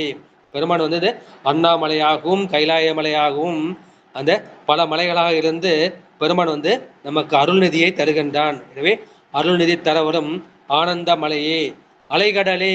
பெருமான் வந்து அலைகடலாக இருக்கலாம். என்ன இதுன்னா, இந்த அடியார்கள் எப்போ வருவார்கள்? அனது பெருமான் வந்து அலைந்து கொண்டே இருக்கின்றான். காட்டகத்து வேடன் கடலில் வளைவானன் நாட்டகத்து பரிபாகன் இது போல பெருமான் வந்து அடியார்கள் வருவதற்காக அவன் அந்த அலைகளைப் போல அலைந்து கொண்டே இருக்கின்றான், அலைகடலாக இருக்கின்றான். இது இன்னொரு பாட்டு, கைலை மாமலை மேவிய கடலே. பெருமானை வந்து கைலை மலையில் இருக்கக்கூடிய மேவிய கடலே, அந்த கைலை மலையில் இருக்கக்கூடிய அந்த கடலாகவும் பெருமான் வந்து இருக்கின்றான். எனவே இதுல என்ன பெருமைன்னு பார்த்தா, தானே இருநிலம் தாங்கி விண்ணாய் நிற்கும். இருநிலம் இப்ப பஞ்சபூதங்களை பார்த்தோம்னா எப்படி பார்ப்போம்னா, நிலம், நீர், நெருப்பு, காற்று, ஆகாயம். இப்ப நிலத்தை சொல்லியாச்சு, அப்புறம் விண்கிற ஆகாசத்தை சொல்லியாச்சு. எனவே அத நிலத்தையும் ஆகாசத்தையும் சொல்றதுனால இடைப்பட்ட அந்த நீர், நெருப்பு, காற்று இந்த மூன்றையும் குறிக்கும். அந்த பஞ்சபூதங்களாக இருக்கும். பெருமான் தான் அந்த நிலம், நீர், நெருப்பு, காற்று, ஆகாயம் என்ற பஞ்சபூதங்களாக இருக்கின்றான். அதனுடைய பஞ்சபூதங்களை முதல்ல சொல்லிட்டாரு. 2வது பாட்டுல தானே சுடும் அங்கி ஞாயிறும் திங்களும். இந்த உலகத்தில் உள்ள 3 ஒளிப்பொருள்கள், ஒன்று வந்து சூரியன், 2வது சந்திரன், 3வது வந்து அக்னி. எனவே பெருமான் தான் எப்படி இருக்கின்றார்? அந்த 3 ஒளிப்பொருளாக இருக்கின்றார். அவர்தான் இடநாடி, பிங்கள நாடி, சுருமுனை நாடி என்ற 3 நாடியாகவும் இருக்கின்றார். 3வது வந்து மலை பொலி தையல். இந்த மலை பொழியக்கூடிய தையலாக பராசக்தியாகிய அந்த பெருமான் தான் இருக்கின்றார்கள். எனவே அந்த அம்பாள் வேறு சிவன் வேறா? அந்த அது மாதிரி இல்லை. அப்ப பெருமான் எப்படி இருக்கின்றார்னா, பெருமான் வந்து அங்க கைலாய மலையாக இருக்கின்றார். அம்பாள் வந்து அங்க மானசரோவர் என்கின்ற அந்த கடலாக இருக்கின்றார். ஏன்னா கைலைக்கு போனவங்க தெரியும், அந்த மானசரோவரையும் கைலையும் தரிசித்து வந்திருப்பீங்க. அங்க தானே தடவரை தன் கடல் ஆமே. அப்புறம் பெருமான் வந்து கைலாய மலையாகவும் அங்குள்ள மானசரோவர் என்கின்ற அந்த பெரிய கடல் போல அந்த ஏரி காட்சி இருக்கும். அதுபோல பெருமான் வந்து இருக்கின்றான் என்ற கருத்தை சொல்லிவிட்டு அடுத்த பாடலுக்குள் வந்து நாம் செல்லலாம். அயலும் புடையும் ஆதியை நோக்கில் இயலும் பெருந்தெய்வம் யாதும் ஒன்றில்லை முயலும் முயலில் முடிவு மற்றாங்கே பெயலும் மலைமுகில் பேர் நந்திதானே. இந்த திருமூலருக்கு வந்து இந்த நந்தி தேவர் ஞாபகம் அடிக்கடி வந்தது. இந்த நந்தி குருவை வந்து சிவமா பார்க்கறது தானே நம்ம மரபு. இவன் அடிக்கடி வந்து நந்தி நந்தினே சொல்றார். அயலும் அக்கம் பக்கம் அயல்லையும் புடைனா பக்கத்தை குறிக்கும். இனிமே இந்த அக்கம் பக்கத்திலும் ஏனைய பக்கங்களிலும் எம் ஆதியை நோக்கில் ஆதியாகிய அந்த முதல் கடவுளாகிய அந்த சிவபெருமானை நோக்கில் நாம் வந்து தரிசித்தால் இயலும் பெருந்தெய்வம் யாதும் ஒன்றில்லை. நான் வந்து கிழக்க பார்க்குறேன், மேற்க பார்க்குறேன், தெற்க பார்க்குறேன், வடக்க பார்க்குறேன், மேலே பார்க்குறேன், கீழே பார்க்குறேன், எல்லா இடத்துலையும் பார்க்குறேன். அது மாதிரி எல்லா இடத்துலையும் பார்த்தாலும் யார் முதல் கடவுள் அப்படின்னா யார் ஆதிக்கடவுள் அப்படின்னு பார்த்தோம்னா அது பெருமான் தான். இயலும் பெருந்தெய்வம் யாதும் ஒன்றில்லை. அப்பேற்பட்ட சிவபெருமானை விட பெரிய தெய்வம் வந்து வேறு எதுவும் இல்லை. முயலும் முயலில் முடிவு மற்றாங்கே. முயல்னா அந்த உயிர் வந்து முயற்சி செய்யுது. என்ன முயற்சி செய்யுதுன்னா பெருமானை அடைவதற்கு இது முயற்சி செய்கின்றது. எனவே பெருமான் எப்படி இந்த உயிர்கள் செய்யக்கூடிய முயற்சியாகவும் பெருமான் தான் இருக்கின்றான். ஏன்னா நானே முயற்சி செய்து திருமந்திரத்தை படித்தேன்னு நான் நினச்சிக்கிட்டு இருக்கேன். ஏன்னா பெருமான் எனக்கு அருள் செய்து இந்த திருமந்திரத்தை வழங்கியிருக்கிறான்னு எனக்கு இப்போதான் எனக்கு தெரியுது. நானே பல ஆசிரியர்கள்ட்ட போய் கேட்டேன், நானே சில யூடியூப்ல பார்த்தேன், நானே தொகுத்து வச்சேன்னு நான் நினைச்சேன். ஆனால் அந்த முயற்சியாக இருப்பது யாருன்னா அந்த பெருமான் தான் என்று இப்பொழுது நான் உணர்கின்றேன். எனவே இந்த உயிர்கள் செய்யக்கூடிய முயற்சியாக பெருமான் தான் இருக்கின்றான். முயலில் முடிவு மற்றாங்கே. எதுக்காக அந்த முயற்சி செய்கிறேன்? இந்த முயற்சி செய்கிறது ஒரு பயனை அடைவதற்காக. எனவே அந்த முயற்சியினால் கிடைக்கக்கூடிய அந்த முடிவாகிய பயன் இந்த சாதனம் சாத்தியம்னு சொல்வார்கள். சாதனம் என்பது வழி அல்லது முயற்சி, சாத்தியம் வந்து அதனுடைய பயன். பெருமான் வந்து சாதனமாகவும் இருக்கின்றான், சாத்தியமாகவும் இருக்கின்றான், முயற்சியாகவும் இருக்கின்றான், அந்த முயற்சியால் அடையக்கூடிய அந்த பயனாகவும் இருக்கின்றான். பெயலும் மலைமுகில் பேர் நந்தி தானே. இந்த மலைமுகிலாக இந்த கார்முகிலாக அந்த அருள்மலையை தரக்கூடிய முகிலாகவும் பெருமான் தான் இருக்கின்றான். அது பெய்யக்கூடிய மலையாகவும் பெருமான் தான் இருக்கின்றான். அவனுடைய பெயர் என்ன என்று கேட்டீங்கன்னா நந்தி நாமம் நமச்சிவாயவே என்று நான் சொல்வேன். எனவே நீங்க எங்க தேடினாலும் சரி அந்த பெருமானை தவிர்த்து வேற தேவர்கள் யாரும் இல்லை. அயல்னா என்ன? அயல்னா பக்கத்தை விட சொல்லுவோம். அயல்னா பக்கம். எனவே இப்ப நாங்க உட்காந்துன்னா இந்த பக்கம் ஒண்ணு, இந்த பக்கம் ரெண்டுமே இந்த அயல். இருக்கைக்கு இரண்டு பக்கம், அது வந்து அயல்னு சொல்லுவோம். புடைனா அதற்கு அடுத்து உள்ளது, இந்த அயலுக்கு அடுத்து உள்ளது வந்து புடை. இப்படி பெருமான் வந்து நமக்கு அயலாகவும் புடையாகவும் அவன் எங்கும் இருக்கின்றான். அவனை காட்டிலும் பெருந்தெய்வம் எதுவும் கிடையாது. நான் தேடி தேடி பார்க்கிறேன், எனக்கு வேறொன்னும் என் கண்ணில் தென்படலை. எனவே நான் ஊர்திப்பட கூறுகின்றேன், அவனை பெருமானை தவிர்த்து வேறு தெய்வம் எங்கில்லை. ஏன்னா அவன் எங்க பார்த்தாலும் அவன் தான் இருக்கான். ஞானிகளுக்கு என்ன செய்யறான்? அங்கிங்கு எனாதபடி எங்கும் பிரகாசமாய் ஆனந்த பூர்த்தியாகி தன் அருள்வெளிக்குள்ளே அகிலாண்ட கோடியெல்லாம் தங்கும்படிக்கு இச்சை வைத்தது எது? மனம் வாக்கில் தட்டாமல் நின்றது எது? அவன் அங்கு இங்கு எனாதபடி அங்கேயும் அவன் தான் இருக்கான், இங்கேயும் அவன் தான் இருக்கான், எங்கேயும் அவன் தான் இருக்கான். இது கூட உங்களுக்கு எல்லாம் தெரிஞ்சப்பட்டதான்.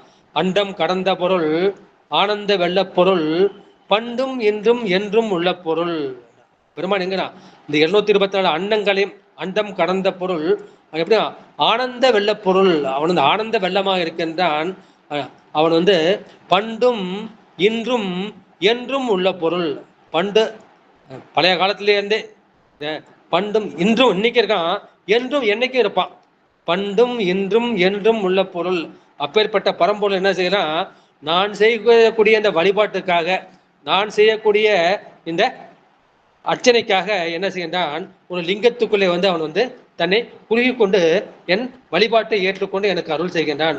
அப்பேற்பட்ட அண்டம் கடந்த பொருள் என்ன செய்து என்ற வழிபாட்டுக்காக ஒரு லிங்கத்துக்குள்ளே வந்து எனக்கு அருள் செய்கின்றது என்ற கருத்தை வந்து சொல்கின்றார்கள்.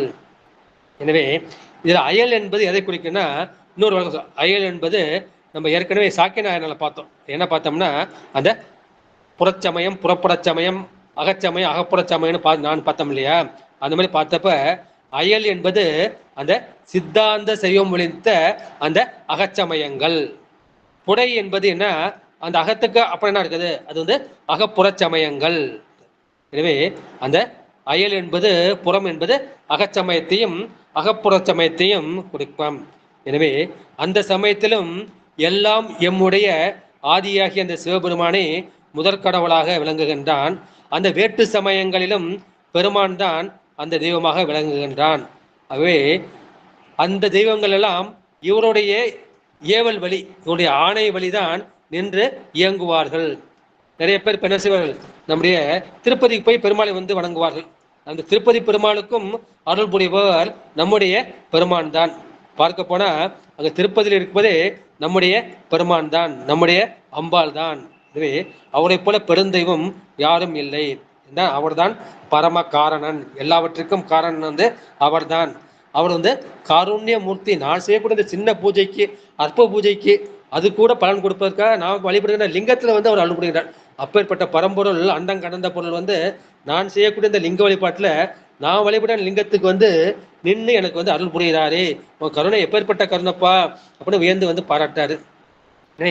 நம்ம என்ன செய்யணும், அதுக்கு வந்து நம்ம வந்து முயற்சி செய்ய வேண்டும்.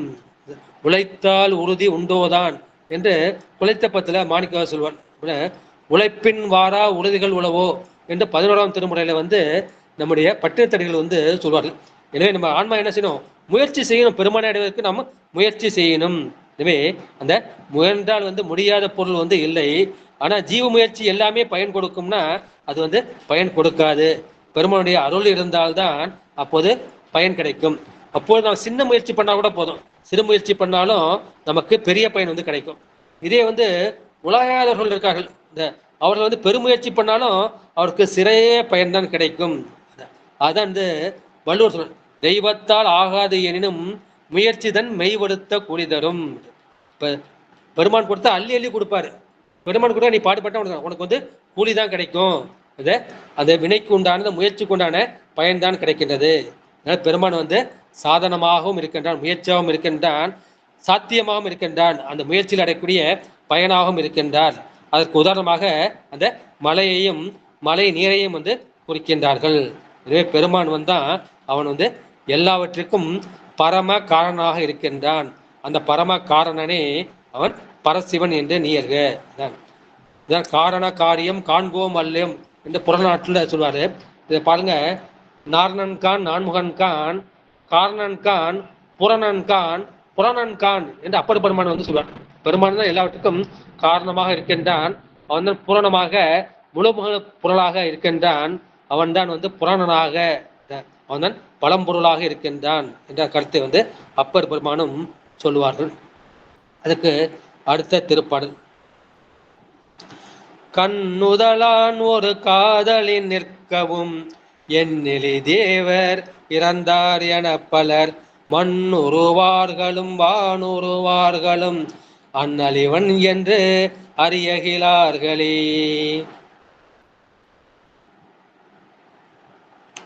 இந்த பாட்டுல எது திரண்ட கருத்து என்ன, இதோட சிவத்தோட கருணையை வந்து சொல்கின்றார்கள். அண்ணல் இவன் என்று அறிகளே. இந்த சிவத்தோட கருணையை வந்து யாரும் தெரிஞ்சுக்கலையே அப்படின்னு இறங்கி வந்து கூறுகின்றான். கண்ணுதலான் தன் கருணை கண்காட்ட வந்தது எண்ணுதற்கெட்டார் எல்லால் கலைஞன்னு பார்த்தோம் இல்லையா சொல்ல. கண்ணுதலான்கிற இந்த கண் நெற்றிக்கண் வந்து எதற்கு அறியும், அது ஞானத்திற்கு வந்து அறிகுறி தான். கண்ணுதலான் ஒரு காதலின் நிற்கவும். இப்போ காக்கிறது வந்து பெருமாள் திருமால் நம்ம நினைச்சிட்டு இருக்கோம், அது காதலின் நிற்கவும்னு அந்த கண்ணுதலான் தான் ஒரு காதலின் நிற்கவும். அதை காக்க வேண்டிய இந்த காதலோடு காக்க வேண்டிய அந்த அன்போடு யார் நிற்கின்றார்னா இந்த கண்ணுதல் பெருமானாகி அந்த சிவன் நிற்கவும். எண்ணிலி தேவர் இறந்தார் என பலர், எண்ணிக்கையற்ற எண்ணற்ற தேவர்கள் வந்து இறந்தார் என பலர். அந்த பெருமானுடைய அந்த வியாபகத்தில் வந்து எண்ணற்ற தேவர்கள் வந்து இறந்து படுகிறார்கள். 100 கோடி பிரம்மர்கள் நொந்தினர், 6 கோடி நாராயணர்கள் அவ்வண்ணமே என்று சொல்வார்கள். அது மாதிரி எண்ணற்ற பிரம்மர்களும் நாராயணர்களும் இந்திரர்களும் வந்து இறந்து போடுகின்றார்கள். அது மாதிரி எண்ணற்ற தேவர்கள் வந்து இறந்து விடுகிறார்கள். இறந்தார் என பல மண் உருவார்களும். மண்ணுற இந்த மண்ணில் நிற்கின்ற இந்த மண்ணுலகத்து ஆன்மாக்களும் வானுருவார்களும், இந்த வானத்தில் இருக்கக்கூடிய அந்த தேவர்களும் அண்ணல் இவன் என்று அறியகிறார்களே. இந்த சிவனே எமக்கெல்லாம் தலைவன் என்று அறியாமல் இருக்கின்றார்களே, உங்களுடைய அறியாமையை வந்து நான் எப்படி சொல்வது என்று நம்மேல் இறங்கி வந்து சொல்லுகின்றார். ஈரில்லாதவன் ஈசன் ஒருவனே. பெருமான் ஒருவருக்குன்னா ஈறு கிடையாது, முடிவு கிடையாது, ஆதியும் கிடையாது, அந்ததும் கிடையாது. ஆதியும் அந்தமும் எல்லா அருட்பெரும் ஜோதி என்று சொல்வார்கள். அதே மாதிரி நம்முடைய சிவஞான சூத்திரம் 1ஆம் சூத்திரம், அந்தம் ஆதி என்மனார் புலவர். உங்களை பல பேருக்கு இது சித்தாந்தப்படுத்துறீங்க. அவன் அவன் அவள் அது எனும் அவை மூவினவையின் தோற்றிய திதியே ஒடுங்கி மலத்துள்ளதாம் அந்தம் ஆதி என்மனார் புலவர். இந்த கடைசி வரி மட்டும் எடுத்துக்கலாம். அந்தம், அந்தம்னா அந்த அந்தத்தை செய்யக்கூடிய, அந்த சங்காரத்தை செய்யக்கூடிய அந்த மகா சங்காரக்காரனாகிய அந்த சிவபெருமானே ஆதி. அவன்தான் வந்து முதற்கடவுள். அவன்தான் வந்து ஒடுக்கியவன் தான் அவன் படைக்க முடியும் என்ற அந்த கருத்தை வந்து அதை சொல்லுவார். அது மாதிரி திருவாசகம், காலாந்தரத்திருவர் தம் காலம் செய்ய தரித்திரன் காணேடி, கங்காலம் தோல்மேலே காதலித்தான் காணேடிம்பார். கங்காலனா அந்த பிரம்மன், அந்த திருமால் அவருடைய அந்த எலும்பை வந்து பெருமான் வந்து அணிந்திருப்பான். அதான் வந்து கங்கால கோலம். ஏன் அந்த கங்காலத்தை வந்து பெருமான் அணிந்திருக்கின்றால அவருடைய காலத்தை செய்வதற்காக, மறுபடி தோற்றுவிப்பதற்காக பெருமான் வந்து அதை அணிந்திருக்கின்றார்கள். எனவே இந்த நிலைத்து நிற்பவன் வந்து அந்த கண்ணுதன், இந்த சிவபெருமான் ஒருவன் தான் அவன் நிலைத்து நிற்பான். மற்ற எல்லா தேவர்களும் அழிந்துபட்டு விடுவார்கள். அம்மையை கூட பெருமான் வந்து கடைசி தனக்குள் ஒடுக்கிக் கொள்வார். இந்த மகா சங்கார காலத்தில் பெருமான் வந்து என்ன செய்வார், அம்பாலையும் ஒடுக்கிக் கொள்வார்கள். எல்லா தேவர்களும் இறந்து படுவார்கள். மண்ணுருவார்களும் வானுருவார்களும் அவனால் வந்து இறந்து படுவார்கள். எனவே இந்த ஆன்மா என்ன செய்யுதுன்னா, அது தவித்து நிற்கிறது, தவிப்போடு இருக்கின்றது. என்ன தவிப்புன்னா, எதையோ தேடுது. என்ன தேடினாலும் அதுக்கு எது நிறைவு கிடைக்குன்னா, பெருமானுடைய திருவடி கிட்டினால்தான் அதுக்கு வந்து நிறைவு வந்து கிடைக்கும். எனவே இந்த ஆணவம் கண்மம் மாயை என்கின்ற அந்த மும்மலட்சியத்தில் அழுந்தி இது வீடு காணாது, சொந்த வீடு எதுன்னு தெரியாம போச்சு. நான் சொந்த வீடு வந்து சிவலோகம், அங்கேருந்து பூலோகத்துக்கு நான் என்ன பண்ணேன், டூரிஸ்டாக வந்த இடத்துல வாங்கிட்டு இதே என் சொந்த வீடுன்னு நினச்சிக்கிட்டு பந்த காலம் பிடிச்சிக்கிட்டு நான் நிற்கிறேன். என் சொந்த வீடு காணாமல் என் சொந்த வீட்டுக்கு போகிற வழி எனக்கு தெரியலையே, எனக்கு வழி மறந்து போச்சு, இந்த காட்டில் நான் மாட்டிக்கிட்டேனே, இந்த மும்மலச்சேற்றில் வந்து நான் அழுந்து நிற்கின்றேனே, இந்த சேற்றுக்கு வந்து எனக்கு கரையே தெரியலையே அப்படின்னு இந்த ஆமா வந்து தவித்து நிற்கின்றது. ஈடேற வேண்டும் என்ற அந்த தாகம் வந்து இருக்கின்றது. அப்பொழுது பெருமான் எப்போது வருவார், எப்போது எனக்கு வந்து அருள் புரிவார் என்று அந்த காதலோடு இது காத்திருக்கின்றது. இப்போ எப்போது இந்த ஆன்மாவுக்கு வந்து காதல் அன்பு வந்து விடுதோ அப்போது பெருமான் என்ன செய்கிறான், கங்கணம் கட்டிக்கொள்கின்றான். இந்த ஆன்மாவை நிச்சயமா கடத்தேற்ற வேண்டும், இது என்னை தேடுகின்றது. இந்த குழந்தை வந்து தாயை தேடுகின்றது. உலக பொருளை, விளையாட்டு பொருளை இந்த குழந்தை தேடல. ஒரு குழந்தை வந்து அழுதுகிட்டே இருக்கு, இந்த அம்மா வீட்டு வேலை செய்யணும், அந்த குழந்தைகிட்ட ஒரு விளையாட்டு பொருளை வச்சுக்கிட்டே கூட விளையாட்டு காமிச்சிக்கிட்டு இருக்கா. விளையாட்டு காமிச்சு இந்த அம்மா வந்து வீட்டு வேலை செஞ்சுக்கிட்டு இருப்பா.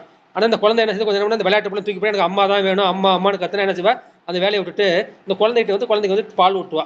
அது போல பரமசிவனும் என்ன செய்வான், இந்த குழந்தை உலகத்தில் விளையாண்டுட்டு இருக்கு, இந்த உலகத்தை பற்றி பெருசாக நினைச்சு மதிச்சுக்கிட்டு இருக்கு, சரி விளையாண்டுட்டு போகுது, நம்ம வேலையை பார்க்கலாம் அப்படின்னு பெருமான் வந்து பார்த்துக்கிட்டே இருப்பார். இப்போ வந்து எனக்கு அம்மா தான் வேணும், எனக்கு அப்பா தான் வேணும் அப்படின்னு அந்த குழந்தை வந்து அடம் பிடிச்ச பெருமான் என்ன செய்வான், அவன் கங்கணம் கொட்டி கொண்டு அவன் எங்கிருந்தாலும் ஓடி வருவான். ஓடி வந்து அவன் என்ன செய்கின்றான், இந்த தேவர்கள்லாம் எப்படி தேவ பதவி பெற்றார்கள், அவர் வந்து தன்னுடைய புண்ணிய பயனால அந்த தேவபோகத்தை பெற்றார்கள். அந்த தேவபோகத்தை நுகர்கின்ற போது அவர்கள் என்ன செய்கின்றார்கள், பெருமானை மறந்து விடுகின்றார்கள். மறந்து விட்டு அதிலேயே வந்து என்ன செய்கின்றார்கள், அந்த சேற்று நீரிலே அழுந்து விடுகின்றார்கள். மாறி நின்றனை மயக்கிடும் வஞ்ச புலனைந்தின் வழி அடைத்த முதே. இந்த புலன்கள் என்ன செய்தான், வஞ்சனை செய்தான். பெருமானை சேரக்கூடிய அந்த வழிக்கு போலாமல் மாறி மாற்று வழியை வந்து காமிக்கிறது. மாறுபடு சூரரை வதைத்த முகம் ஒன்றே. இந்த சூரபத்மன் என்ன செய்கின்றான், இந்த முருகப்பெருமானோடு மாறுபட்டு நிற்கின்றான். இந்த என்ன செய்து, இந்த புலன்களும் இந்த ஆன்மாவை என்ன செய்கிறது, இந்த உலகில் நோக்கி இழுத்து கொண்டிருக்கின்றது. அப்போது என்ன செய்ய, ஐம்புலச்சேற்றில் அழுந்துகின்றது. இந்த ஐம்புலச்சேற்றில் அழுந்துகின்ற இந்த குழந்தையை பெருமான் என்ன செய்கின்றார், அதை கரையேற்றி அதே நல்ல ஞான நீரால் கழுவி அதற்கு வந்து என்ன செய்கின்றார், பரிஞானத்தை ஊட்டி தன் திருவடியில் சேர்க்கின்றார்கள்.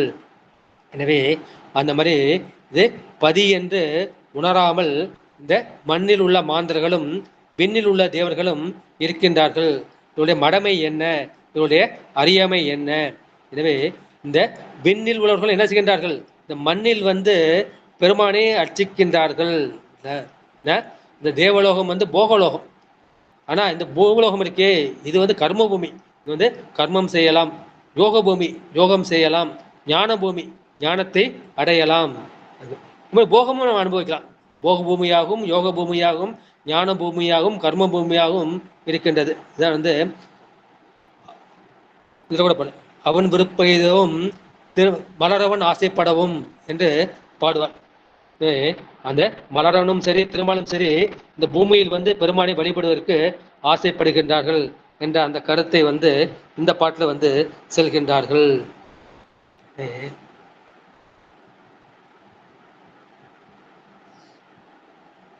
எனவே பெருமான் வந்து எப்பொழுதும் ஒரே தன்மையை தான், ஒரே பெற்றியாய் ஒரே தன்மையாய் அழிவின்றி நிற்கின்றான். அந்த அளவற்ற தேவர்கள் வந்து அழிந்து படுகின்றார்கள். இதுல வந்து நான் வந்து பல புராணங்களை 18 புராணங்களும் நம்ம பார்த்துருக்கோம். அப்போது இந்த மண்ணில் உள்ளவர்களும் வானில் உள்ளவர்களும் இவன்தான் முதல்வன், இவன்தான் நமக்கு தலைமையான கடவுள் என்று நம்ம அறியவில்லை. அவனை ஒழிய அமரரும் இல்லைன்னு நான் ஏற்கனவே சொன்னேன். அது உங்களுக்கு இன்னும் புரியல. இப்போவாவது நீங்க புரிஞ்சுக்கப்பா. எப்படி நீங்களாம் வந்து அழிந்துபடுவதற்கு முன்பு நீங்கள் பெருமானை தெரிந்து கொள்ளுங்கள் என்ற அந்த பாட்டை வந்து சொல்கின்றார்கள். அதுக்கு அடுத்த பாடல், மண் அளந்தான் மலரோன் முதல் தேவர்கள் என் அளந்தின்னும் நினைக்கிறார் ஈசனை, விண் அளந்தான் தன்னை மேல் அளந்தார் இல்லை, கண் அளந்தெங்கும் கடந்து நின்றானே. மண் அளந்தான் தேவ் ஈரடியாலே மூவுலக அளந்து வாமனாமதமாகி இந்த திருமால் என்ன செய்கிறான், அந்த மகாபலி சக்கரவர்த்திக்கு மண்ணில் ஒன்று விண்ணில் ஒன்று உன் தலையில் ஒன்று என்று அந்த மண்ணை அளந்தவன், இந்த மண்ணை அளந்தவனாகிய அந்த திருமால், மலரோன் இந்த தாமரையில் மீட்டிருக்கக்கூடிய அந்த பிரம்மன், முதல் தேவர்கள் திருமால் பிரம்மன் முதலிய தேவர்களும் என்ன அளந்து இன்னும் நினைக்கிறார் இசை. அவர்கள் வந்து இன்னும் என்ன செய்யல, அவர்கள் எண்ணத்தாலும் மனத்தாலும் அளந்தாலும் இன்னும் நினைக்கிறார் ஈசனை. இந்த சிவபெருமானுடைய பெருமையை அவள ஒரு பங்கு கூட அவர்களுக்கு தெரியாது. 100ல் 1 பங்கு, 1000ல் 1 பங்கு, கோடியில் 1 பங்கு கூட அவர்கள் ஆராய்ந்து தெரியவில்லை. தின்னும் நினைக்கிறார் ஈசனை, விண் அளந்தான் தன்னை மேல் அளந்தார் இல்லை. அந்த அண்டத்துக்கு அப்பால் என்ன இருக்கின்றது அதை வந்து யாரால் அளக்க முடியும்? அந்த திருமால் வந்து இந்த உலகத்தை வந்து அளந்தான். அந்த விண்ணுக்கு அப்பால் என்ன இருக்கின்றது, அந்த பரப்பை வந்து யார் இருக்கின்றார்கள்? அந்த அண்டத்தின் அப்புறத்தும் உள்ள அந்த சிவனது பரப்பை, அந்த சிவவெளியை, பரசிவ வெளியை யாரால் வந்து அளக்க முடியும்? அதை பறந்து அளந்து கண்டவர் யார்? அது ஒருவரும் இல்லை. இந்த சிவஞானிகள் கூட அதை வந்து என்ன செய்யலாம், அறிந்து அனுபவிக்க முடியும், ஆழ்ந்து அனுபவிக்க முடியும், ஆனால் அளக்க முடியாது. எனவே அந்த சிவவெளி பரப்பை அளந்து கண்டவர் யார்? விண்ணளந்தான் தன்னை மேல் அளந்தார் இல்லை, கண் அளந்தெங்கும் கடந்து நின்றானே. அவன் என்ன செய்கின்றான், அவன் கண்ணுனா இடத்தை வந்து குறிக்கும். 7ஆம் வேற்றுமை உருவு, மேஜையின் கண்ண மேஜையின் இடத்தில். எனவே அவன் கண் அளந்து எங்கும், அவன் வந்து எவ்விடத்தையும் என்ன செய்கின்றான், உள் அடக்கி அவன் எல்லாவற்றையும் கடந்து நிற்கின்றான். அந்த பெருமான் என்ன செய்கின்றான், காணப்படுபவர்கள் எல்லாவற்றிலும் உள்ளே கலந்து இருக்கின்றான், அவற்றை வந்து கடந்தும் இருக்கின்றான். பெருமான் எல்லாவற்றையும் கடந்து இருக்கின்றான், அதை உள்ளும் இருக்கின்றான். எனவே அவன் கடவுளாக இருக்கின்றான், கடந்தும் உள்ளும் அவன் இருக்கின்றான். எண் அளந்துன்னா என்கிறது எண்ணிக்கையை குறிக்காது, அந்த எண்ணத்தை அந்த சிந்தனையை வந்து குறிக்கும். இந்த கண் என்பது கண்ணை குறிக்காது, அது 7ஆம் ஒற்றுமை உருவாக அந்த இடத்தை குறிக்கும். அவன் வந்து எவ்விடத்தையும் என்று சொல்லுகின்றார்கள். எனவே இந்த பதவிகள் நிற்கிறார்கள். அந்த 5 காரண கடவுள்களும் படைத்தல், காத்தல், அழித்தல், மறைத்தல், அருள் என்ற 5 பதவிகள் நிற்பவர்களும் அந்த பரமனை வந்து அறிய முடியவில்லை, உணர முடியவில்லை என்பது திரண்ட கருத்து. மறுபடியும் வந்து அந்த பாட்டை பார்க்கலாம். மண்ணளந்தான் மலரோது முதல், இந்த படைத்தல் தொழிலை கூடக்கூடிய அந்த பிரம்மன், காத்தல் தொழிலை கூடிய அந்த பிரம்மன் முதலாகிய தேவர்கள் வந்து அவர்கள் எத்தனையோ எண்ணங்களை அளந்து கொண்டு கொண்டு இருக்கின்றார்கள். என்னென்னமோ எண்ணமெல்லாம் இருக்குது. எப்படி மறுபடியும் என்ற பதவியை நான் தக்க வச்சுக்கிறது, அதை நான் என்ன செய்யலாம், எங்கே போய் வழிபாடு செய்யலாம், அந்த மாதிரி எண்ணத்தை வச்சுருக்காங்க. ஆனால் பெருமானை வந்து அவர்கள் நினைக்கவில்லை. எண் அளந்து இன்னும் நினைக்கிறார் ஈசர். என்னன்னா இந்த நாளை வந்து எண்ணுவது எது? நாளை வந்து எண்ணுவது வந்து இந்த சூரியன். தினகரன். தினகரனா தினத்தை செய்பவன். எனவே பெருமான் என்ன செய்கின்றான்னா அந்த சூரியனை போல உடன் இருக்கின்றான். இந்த சூரியன் வந்து உயிர்களுக்கு 2 உபகாரம் செய்கின்றது. ஒன்று வந்து காட்டும் உபகாரம், இந்த பொருளை காட்டுகின்றது. இந்த செல்லை வந்து எனக்கு காட்டுகின்றதுன்னா இந்த சூரிய ஒளியோ முன்னொளியோ தான் எனக்கு இதை காண்பிக்கின்றது. அது அதன் மூலமாக இந்த கண் வந்து காணுகின்றது. அதுபோல அந்த உயிர்களுக்கு சிவபெருமான் காணும் உபகாரத்தையும் செய்கின்றான், காட்டும் உபகாரத்தையும் செய்கின்றான். எனவே இந்த சூரியன் போல பெருமான் நமக்கு காட்டும் உபகாரத்தையும் காணும் உபகாரத்தையும் செய்கின்றான். அதை கலந்து நின்று அறிபவர் இல்லை. என பெருமான் என்ன செய்கின்றான், அந்த கண்ணில் கலந்தும் இருக்கின்றான், கண்ணை கடந்தும் இருக்கின்றான், அவன் காலத்தில் கலந்தும் இருக்கின்றான், காலத்தை வந்து கடந்தும் செய்திருக்கின்றான். அவன் கால அதிதனமாகவும் இருக்கின்றான். இதான் உங்களுக்கு 11ஆம் சூத்திரம் ஞாபகம் வரும். காணும் கண்ணுக்கு காட்டும் உளம் போல. காணும் கண்ணுக்குன்னா காணக்கூடிய தன்மை உள்ள இந்த கண்ணுக்கு காட்டுகின்ற உளம் போல. உளம் என்பது இங்க உயிரை வந்து குறிக்கும். பல இடத்துல வந்து மெய்கண்டார் இந்த உயிரை வந்து உள்ளம் என்றும் உளம் என்றும் குறிப்பார். இந்த கண்ணுக்கு எது காட்டுனா இந்த ஆன்மா தான் காமிக்குது, இந்த உயிர் தான் காமிக்குது. இந்த உயிராக இருந்தாலும் கண்ணால பார்க்க முடியும். உயிர் பற்றினா கண்ணால பார்க்க முடியுமா? கண்ணால பார்க்க முடியாது. காணக்கூடிய தன்மை உனக்கு காட்டுகின்ற இந்த ஆன்மா போல காண உள்ளத்தை காட்டு கண்டலின். அதுபோல இந்த உயிருக்கு வந்து யார் காட்டினா அந்த பெருமான் தான் அந்த உயிருக்கு வந்து காட்டுகின்றான். அந்த உயிர் காண்பதற்கும் அவன் தான் உதவி செய்கின்றான். இந்த காணும் உபகாரம் காட்டும் உபகாரம் என்கின்ற இரண்டையும் பெருமான் தான் செய்கின்றான். காண்பார் யார் கண்ணுதால் காட்டாக்காலே. இந்த பெருமான் வந்து காட்டாவிட்டால் யாரால் காண முடியும்? காட்டுவித்தால் யார் ஒருவர் காணாதாரே, காண்பார் யார் கண்ணுதாலை காட்டாக்காலே. பெருமான் காட்டினால்தான் என்னால் பார்க்க முடியும், பெருமான் காட்டாவிட்டால் என்னால் காண முடியாது என்ற கருத்தை அப்பர் பெருமானும் வந்து சொல்வார்கள். எனவே மண் அளந்தான் இந்த உலகை ஈரடையால் அந்த வாமன ஊரில் வந்து அந்த திருமால் அவன் மாவலியை அடக்கினான். அந்த பெருமையினால் அவன் செருக்குற்று பல கோடி எண்ணங்களை வந்து அவன் எண்ணிக்கொண்டு இருக்கின்றான். மலரோன் அந்த திருமாலை உந்தித்தாமரையில் பிறந்தவன் அவன் பிரமன். அவன் என்ன செய்கின்றான், அவன் மேற்கொண்டு எப்படி படைப்பது என்று எண்ணம் இட்டு கொண்டே இருக்கின்றான். ஆகவே இருவர்களும் அந்த ஈசனை மறந்து விட்டார்கள். எனவே இவர்களை வந்து முதல்வர்களாக கொண்ட ஏனைய 33 கோடி தேவர்கள் அவர்களும் என்ன செய்கின்றார்கள், அவர்களும் வந்து எதையோ எண்ணிக்கொண்டே இருக்கின்றார்கள் என்று அந்த கருத்தை வந்து சொல்கிறார்கள். அடுத்து வந்து என் அளந்தான், அதுபோல விண் அளந்தான். இந்த விண்ணை வந்து அளப்பது எது? விண்ணை அளப்பது வந்து இந்த சூரியன் தான். சூரியன் வந்து தோன்றும் போது அது காலை, மறையும் போது மாலை, அது பகல் இரவு என்ற அந்த காலத்தை இந்த விண்ணை அளப்பது இந்த சூரியன். எனவே அந்த சூரியன் வந்து கண்ணொளிக்கு உபகாரம் செய்கின்றது, அந்த கண்ணொளியோடு கலந்து அந்த பொருளை காட்டுகின்றது. அதுபோல இறைவன் என்ன செய்கின்றான், அந்த உயிர்களோடு கலந்து அந்த உயிர்களுக்கு அந்த பொருள்களை காட்டுகின்றான். அதுபோல அந்த சூரியன் இல்லாவிட்டால் எப்படி வந்து கண்ணால் காண முடியலையோ, கண்ணுக்கு காணக்கூடிய தன்மை இருக்கின்றது, ஆனால் சூரிய வெளிச்சம் இல்லை, ஆனால் அது இருளுக்குள் அழிந்து நிற்கும். அதுபோல பெருமான் நமக்கு காட்டாவிட்டால் இந்த உயிர் என்ன செய்யும், இந்த உயிரும் என்ன செய்யும்னா இந்த ஆணவ மன இருள் அழுந்து நிற்கும், அது வந்து எதையும் அறிய முடியாது. அதுபோல அந்த சூரியனை போன்று இந்த சிவத்தையும் உயிர்கள் வந்து அறிவது இல்லை என்ற கருத்தை வந்து இந்த பாட்டுகள். எனவே பெருமான் வந்து என்ன கண்ணில் கலந்திருக்கின்றான், கண் ஒளியோடு கலந்திருக்கின்றான், காணப்படும் பொருள்களிலும் கலந்திருக்கின்றான், அவற்றை காட்டுகின்றான். அவன் எங்கும் நின்றான், கடந்து நின்றான். இதே பெருமான் வந்து கடந்து உள்ளிருக்கின்றான், இந்த உலகத்தை கடந்தும் இருக்கின்றான், உலகத்துக்கு உள்ளும் இருக்கின்றான், எனக்கு வந்து உள்ளும் இருக்கின்றான், என்னை கடந்தும் இருக்கின்றான். பெருமான் என்ன என்னோடு இருக்கின்றான், எனக்குள் இருக்கின்றான், என்னை சுற்றியும் இருக்கின்றான், என்னை பாதுகாத்து இருக்கின்றான். இந்த சிவபரம்பொருள் வந்து நான் இருப்பதை நான் அறியவில்லை. உதாரணமாக ஒரு பலூன் இருக்கின்றது, இந்த பலூன் என்ன செய்யுது, இந்த பலூனுக்கு உள்ளேயும் காத்திருக்கு, பலூனை சுற்றியும் காத்திருக்கு, ஆனால் இந்த பலூனுக்கு வந்து தெரியுமா, தெரியாது. அது மாதிரி சிவபெருமான் எனக்கு உள்ளேயும் இருக்கின்றான், உடம்புக்குள்ளேயும் இருக்கலாம், உயிருக்குள்ளே இருக்கலாம், இந்த உடம்பை சுற்றியும் இருக்கலாம், அகில உலகம் முழுக்க இருக்கின்றான், எனக்கு வந்து தெரியலையே என்று சொல்லுகின்றார்கள். அடுத்த பாட்டு வந்து 14 பாட்டு. இங்கேயும் வந்து கொஞ்சம் பாடபேதம் வந்து இருக்கின்றது. கடந்து நின்றான் கமலம் மலராதி, கடந்து நின்றான் கடல் வண்ணன் எம்மாயன், கடந்து நின்றான் அவர் கப்புறம் ஈசன், கடந்து நின்றான் எங்கும் கண்டு நின்றானே. அப்ப இந்த சிவபெருமானை வந்து யார் தான் பார்க்க முடியும், யார் தான் அறிய முடியும்? அதுக்கு வந்து விடை வந்து இந்த பாட்டில் சொல்ற. யார் பார்ப்பாங்க, யார் அறிவாங்க, யார் உணர்வாங்க, யார் அனுபவிப்பாங்கன்னா இந்த சிவஞானிகளும் சிவ யோகிகள்.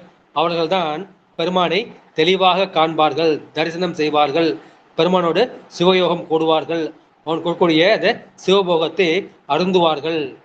அப்புறம் யாரு? அந்த அவன் அரிபிரம்மன், அந்த பிரம்மனுக்கும் திருமாலுக்கும் அவன் அப்பாற்பட்டவன், அவன் காணப்படாதவன் என்ற கருத்தை வந்து இந்த பாட்டில் சொல்லியிருக்கின்றார்கள்.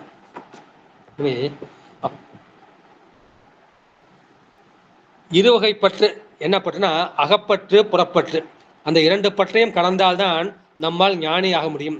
யான் என்னும் அகப்பற்று, எனது என்னும் புறப்பற்று. இதை வந்து அந்த இருவகைப்பற்றையும் கடந்து நிற்கக்கூடிய அந்த பரம ஞானிகளால், அந்த சிவ ஞானிகளால், சிவ யோகிகளால் அவர் என்ன பண்ணுவாங்கன்னா எங்க பார்த்தாலும் அவர்களுக்கு வந்து சிவம்தான் வந்து தென்படும். பரஞானத்தால் பரத்தை தரிசித்தோர் பரமே பார்த்திருப்பார், பதார்த்தம் பாரார். இது வந்து சித்தியார் பாடல். பரஞானத்தால், அந்த சிவஞானத்தால் பரத்தை தரிசித்தோர், சிவபெருமானை ஒரு தடவை தரிசனம் செய்தால் பரமே பார்த்திருப்பார்கள். அவர்கள் எதை பார்த்தாலும் சரி, மரத்தை பார்த்தாலும் சரி, மலரை பார்த்தாலும் சரி, எதை பார்த்தாலும் அவர்கள் வந்து சிவத்தையே பார்த்திருப்பார்கள். பதார்த்தம் பாரார், இந்த உலக பதார்த்தங்களை அவர்கள் பார்க்க மாட்டார்கள் என்ற கருத்தை வந்து சிவஞான சித்தியார் சொல். எனவே அந்த சிவஞானிகள் வந்து எதை பார்த்தாலும் அங்கே சிவத்தை தான் பார்ப்பார்கள். அப்பேற்பட்ட ஏன் பார்ப்பாங்கன்னா அவனுடைய இதய தாமரையில் வந்து பெருமான் வந்து எழுந்து அருளி இருக்கின்றான். எனவே அவன் எழுந்து அருளி இருப்பதை இந்த சிவஞானிகள் வந்து உணர்வார்கள். ஆனா கடந்து நின்றான் கமலம் மலராதி. கமலம்னா தாமரை மலரை குறிக்கும். அந்த தாமரை மலர் எழுந்தருளிப்பவன் பிரம்மன் அவன் என்ன செய்கின்றான்? அந்த முதல் தொழிலாகிய அந்த படைத்தல் தொழிலை செய்கின்றான். அவனுக்கும் கடந்து நின்றான். அப்பேற்பட்ட பிரம்மனுக்கும் நம்முடைய சிவபெருமான் அப்பாற்பட்டு இருக்கின்றான், கடந்து நிற்கின்றான். கடந்து நின்றான் கடல் வண்ணன் எம் மாயன். இந்த கடல் போன்ற நிறத்தை உடையவன் திருமால். எனவே அந்த கடல் வண்ணனாகிய அந்த திருமாலுக்கும் அவன் அப்பாற்பட்டு கடந்து நிற்கின்றான் எம்முடைய சிவபெருமான். அப்புறம் கடந்து நின்றான் அவருக்கு அப்புறம் ஈசன். அந்த இருவருக்கும் அப்புறமாய் சங்கார கிருத்தியம் செய்கின்றான் உருத்திரன். அந்த உருத்திரனையும் இவன் வந்து கடந்து நிற்கின்றான். அந்த உருத்திரன் வந்து சிவாம்சம் இருந்தாலும் அவனையும் பெருமான் வந்து கடந்து நிற்கின்றான். எனவே ஆதி என்பது ஆதித்துள்ளாகிய அந்த படைத்தலை செய்யும். ருத்திரன் என்பது அந்த சாரூப பதம் பெற்ற அந்த ஈச பதத்தை பெற்ற ருத்ரேஸ்வரன் வந்து குறிக்கும்.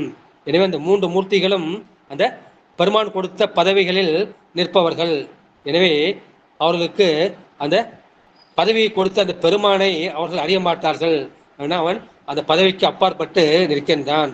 எனவே அவனை யார் உணர முடியும் என்றால் அந்த இருவகை பற்றியும் கடந்து நின்ற அந்த பரம ஞானிகளுக்கு, அந்த சிவஞானிகளுக்கு சிவபெருமான் வந்து தரிசனம் கொடுப்பான். ஏன் அப்படி வந்து இந்த 63 நாயன்மார்களையும் அவன் தேடி தேடி வந்து அருள் செய்தான் இல்லையா? ஏன்னா அவர்கிட்ட அன்பு இருக்கு, அருள் இருக்கு, ஒரு அடியர் சேவை இருக்கு. எனவே பெருமான் வந்து அவர்களை தேடி வருகின்றான். இந்த பிரம்மனும் திருமாலும் போய் தேடி தேடி பார்க்குறாங்க. தேடி பார்த்தா அவனுடைய அடியை முடிய காண முடியவில்லை. எனக்கு அடுத்து நம்ம பல புராணங்களில் வந்து பார்த்துருக்கோம். அடுத்த பாடல் சொல்லி நம்ம நிறைவு செஞ்சலாம்.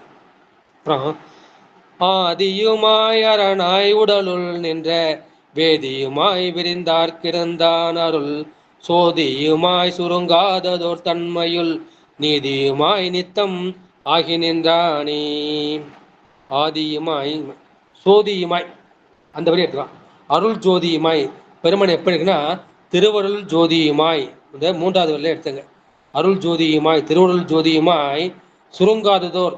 சுருங்காதுன்னா ஒரு தாமரைப்பூ வந்து மலருது, சுருங்குது, விரியுது, சுருங்குது. அதுபோல இவன் வந்து குவியாத இயல்போடு, சுருங்காததோர் இயல்போடு பெருமான் வந்து திருவருள் ஜோதியாகவும் என்றும் குவியாது சுருங்காது நிற்கின்ற இயல்போடு இருக்கின்றான். அவன் அப்பேற்பட்ட நீதியுமாய் நிற்கின்றான். சுருங்காதோர் தன்மையுள் நீதியுமாய், இந்த சிவநீதியாய் அறநீதியாய் அவன் நிற்கின்றான். நித்தம் நித்திய வஸ்து. நமக்கு என்ன செய்யணும்? நமக்கு முக்கியமாக வேண்டியது எது நித்தியம், எது அனித்தியம். இந்த உடம்பு வந்து அனித்தியம், நாம் தேடக்கூடிய செல்வமெல்லாம் வந்து அனித்தியம். இந்த தனுக்காரண போன போகம் எல்லாம் அனித்தியம். இதெல்லாம் அனித்தியம்னு உணர்ந்து நம்ம என்ன சொல்றோம், நித்திய பொருளாகிய அந்த சிவத்தை வந்து சார வேண்டும், சேர வேண்டும், அடைய வேண்டும். பெருமான் வந்து நித்தமாக இருக்கின்றான். அவன் வந்து நித்திய வஸ்துவாய் மெய்ப்பொருளாக அவன் இருக்கின்றான். அந்த மெய்ப்பொருளாக அந்த நிற்கின்ற சிவனை முதல் வடிக்கு வந்து ஆதியுமாய் அவன்தான் அவன் முதலாவதாகிய இந்த சிவத்தங்க இந்த இடத்துல மூணா பிரிக்கிறார். ஒன்று வந்து லய சிவம், மூன்றாவது வந்து போக சிவம், மூன்றாவது வந்து அதிகார சிவம் என்று 3 சிவமாக பிரித்திருக்கின்றார்கள். நின்றடன் மூன்றில்ங்கிறப்ப நம்ம அந்த இடத்துல இப்படி விளக்கம் வந்து பார்த்துருக்கோம். லய சிவம்னா மறுபடியும் சிவதத்துவத்துக்கு போக, சிவம் வந்து சிவம் சக்தி இரண்டுமே வந்து அருவம். எனவே அந்த சிவம் சக்தியில நாதம் விந்து அதை நம்ம வந்து லய சிவம்னு சொல்லுவோம். அது இரண்டுமே வந்து அருவமாக இருக்கும். அதை வந்து லய சிவம்னு சொல்லுவோம். எனவே வந்து லய சிவமாக ஆதியமாக இருக்கின்றான். போக சிவம், போக சிவம்ங்கிறது சதாசிவம். இந்த சதாசிவம் தான் நமக்கு வந்து இகபோகத்தையும் பரபோகத்தையும் நமக்கு கொடுக்கக்கூடியது. அது எங்க இருக்குன்னா நம்முடைய 6வது சக்கரமாகிய இந்த ஆங்கியா சக்கரத்தில் இருக்கும். இந்த ஆங்கியா சக்கரம் ஈடுதல் தாமரை இருக்கும். ஒரு இதழில் சதாசிவ பெருமான் இருப்பார், இன்னொன்று வந்து மனோன்மணி தாயார் வந்து இருப்பார். அந்த மனோன்மணி தாயார் தான் நமக்கு அனுகிரகத்தை வந்து செய்வார். எனவே தான் நம்ம லிங்கத்தை ஏன் வழிபடுகின்றோம் என்றால் அது வந்து அருவமாக இருக்கின்றது, நமக்கு இகத்தையும் கொடுக்கின்றது, பரபோகத்தையும் கொடுக்கின்றது. அதே மாதிரி இது காணாத அருவனுக்கும் உருவினுக்கும் காரணமாம் நீள்நாகம் அணிந்தார்க்கு நிகழ்குறியாம் சிவலிங்கம். அந்த அருவமாகிய லயசிவத்துக்கும் அப்புறம் உருவமாகிய அதிகார சிவம், இந்த மகேஸ்வரம் இருக்குல்ல, அது மகேஸ்வரம் வந்து உருவம், அதற்கும் அது காரணமாக இருக்கின்றது. எனவே அப்பேற்பட்ட சிவலிங்கத்தை தான் நாம் வழிபாடு செய்ய வேண்டும். எனவே அப்பெருமான் வந்து லய சிவமாகவும் போக சிவமாகிய இந்த சதாசிவமாகவும் அப்புறம் அதிகார சிவம், அதிகார சிவம்ங்கிறது மகேஸ்வரம் சுத்த வித்து. மகேஸ்வரத்தில் 25 மகேஸ்வர மூர்த்தங்கள் இருக்கின்றன. சுத்த வித்தையில வந்து இந்த பிரம்மா, விஷ்ணு, ருத்ரன் போன்ற மூர்த்திகள் வந்து இருக்கின்றார்கள். இவர்களெல்லாம் வந்து அதிகார சிவமாக இருக்கின்றார்கள். அதுபோல பெருமான் விரிந்து அந்த ஆன்மா வந்து எந்த பக்குவ நிலத்தில் இருக்கு, ஆன்மா என்ன பக்குவத்தில் இருக்கோ அப்போது லய சிவமாகவோ சதாசிவ சிவமாகவோ அப்போது அதிகார சிவமாகவோ இருக்கும். இது அந்த மாதிரி பெருமான் வந்து இருக்கின்றான். பெருமான் எப்படி சொல்ற, பெருமான் வந்து சூரிய கோடி சமப்பிரபா, இந்த கோடி சூரியனை சேர்த்தா ஒரு ஜோதி இருக்கு இல்லையா, அது போல இருக்கும் அந்த சொரூப சிவம். அந்த கதை வந்து நம்ம அழகில் ஜோதியன் அம்பலத்தாடுவான், இந்த முதல் பாட்டை பார்த்தோமா, அழகில் ஜோதி, அந்த ஜோதியை வந்து நம்ம அளவிட்டு எண்ண முடியாது. எனவே பெருமானுடைய நீதிக்கு என்ன செய்ற, பெருமானுக்கு குவிதலும் இல்லை விடுதலும் இல்லை. திருவள்ளுவர் சொல் மலர்தலும் கும்பலும் இல்லது அறிவு. இந்த அறிவு வந்து மலரவும் கூடாது, கும்பலும் கூடாது. அது போல பசு ஞானமும் பாசஞானம் என்ன, அந்த பசு ஞானமும் பாசஞானமும் என்ன செய்யும், அது வந்து மலரும் சுருங்கும், விரியும் சுருங்கும். ஆனா இந்த சிவஜோதி இருக்கே, சிவஞானம் இருக்கே, அது வந்து என்ன மலர்வதும் இல்லை, அது குவிதலும் இல்லை, அது என்றும் ஒரே தன்மையாக இருக்கும். நித்தியமான பொருளுக்கு வந்து அது சுருங்காமல் இருக்கும். சிவ நீதி வந்து அது சொரூப சிவம், எப்பொழுதும் அது விரிந்து கொண்டே இருக்கும். எனவே ஆதி என்பது முதல் நிலையாகிய அந்த லய நிலையை, லய சிவத்தை வந்து குறிக்கும்.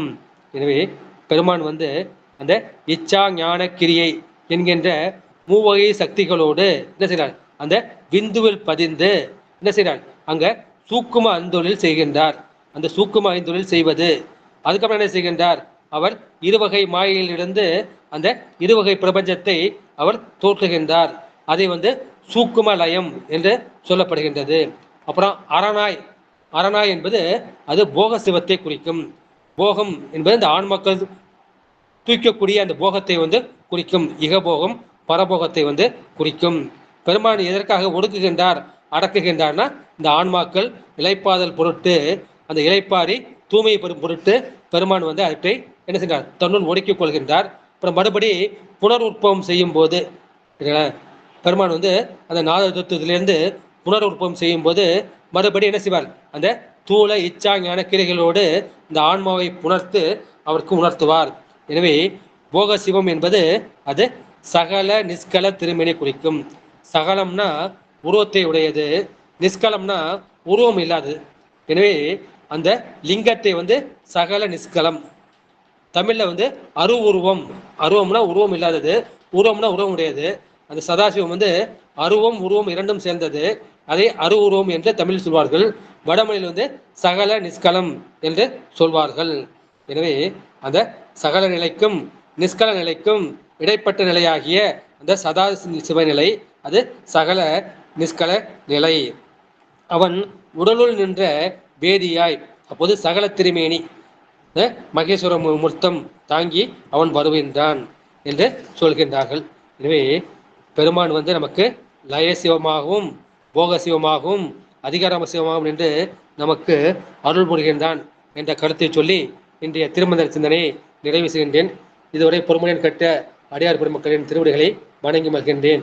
ஆறிரு தடந்தோள் வாழ்க, அருமுகம் வாழ்க, வெற்பை கூறுசை தனிவேல் வாழ்க, கொக்குடம் வாழ்க, செவ்வேல் ஏரிய மங்கை வாழ்க, யானைதன் அணங்கு வாழ்க, மாறிலா வள்ளி வாழ்க, வாழ்க சீர் அடியார் எல்லாம், வாழ்க சீர் அடியார் எல்லாம். இந்த அடியார் பெருமக்களின் திருவடிகளை வணங்கி மகிழ்கின்றேன். அடியார் பெருமக்கள் தங்கள் ஐயங்களை கேட்கலாம், கருத்துக்களை பதிவு செய்யலாம், இல்லை நிறைவு செய்து விடலாம். சிவாய நமக.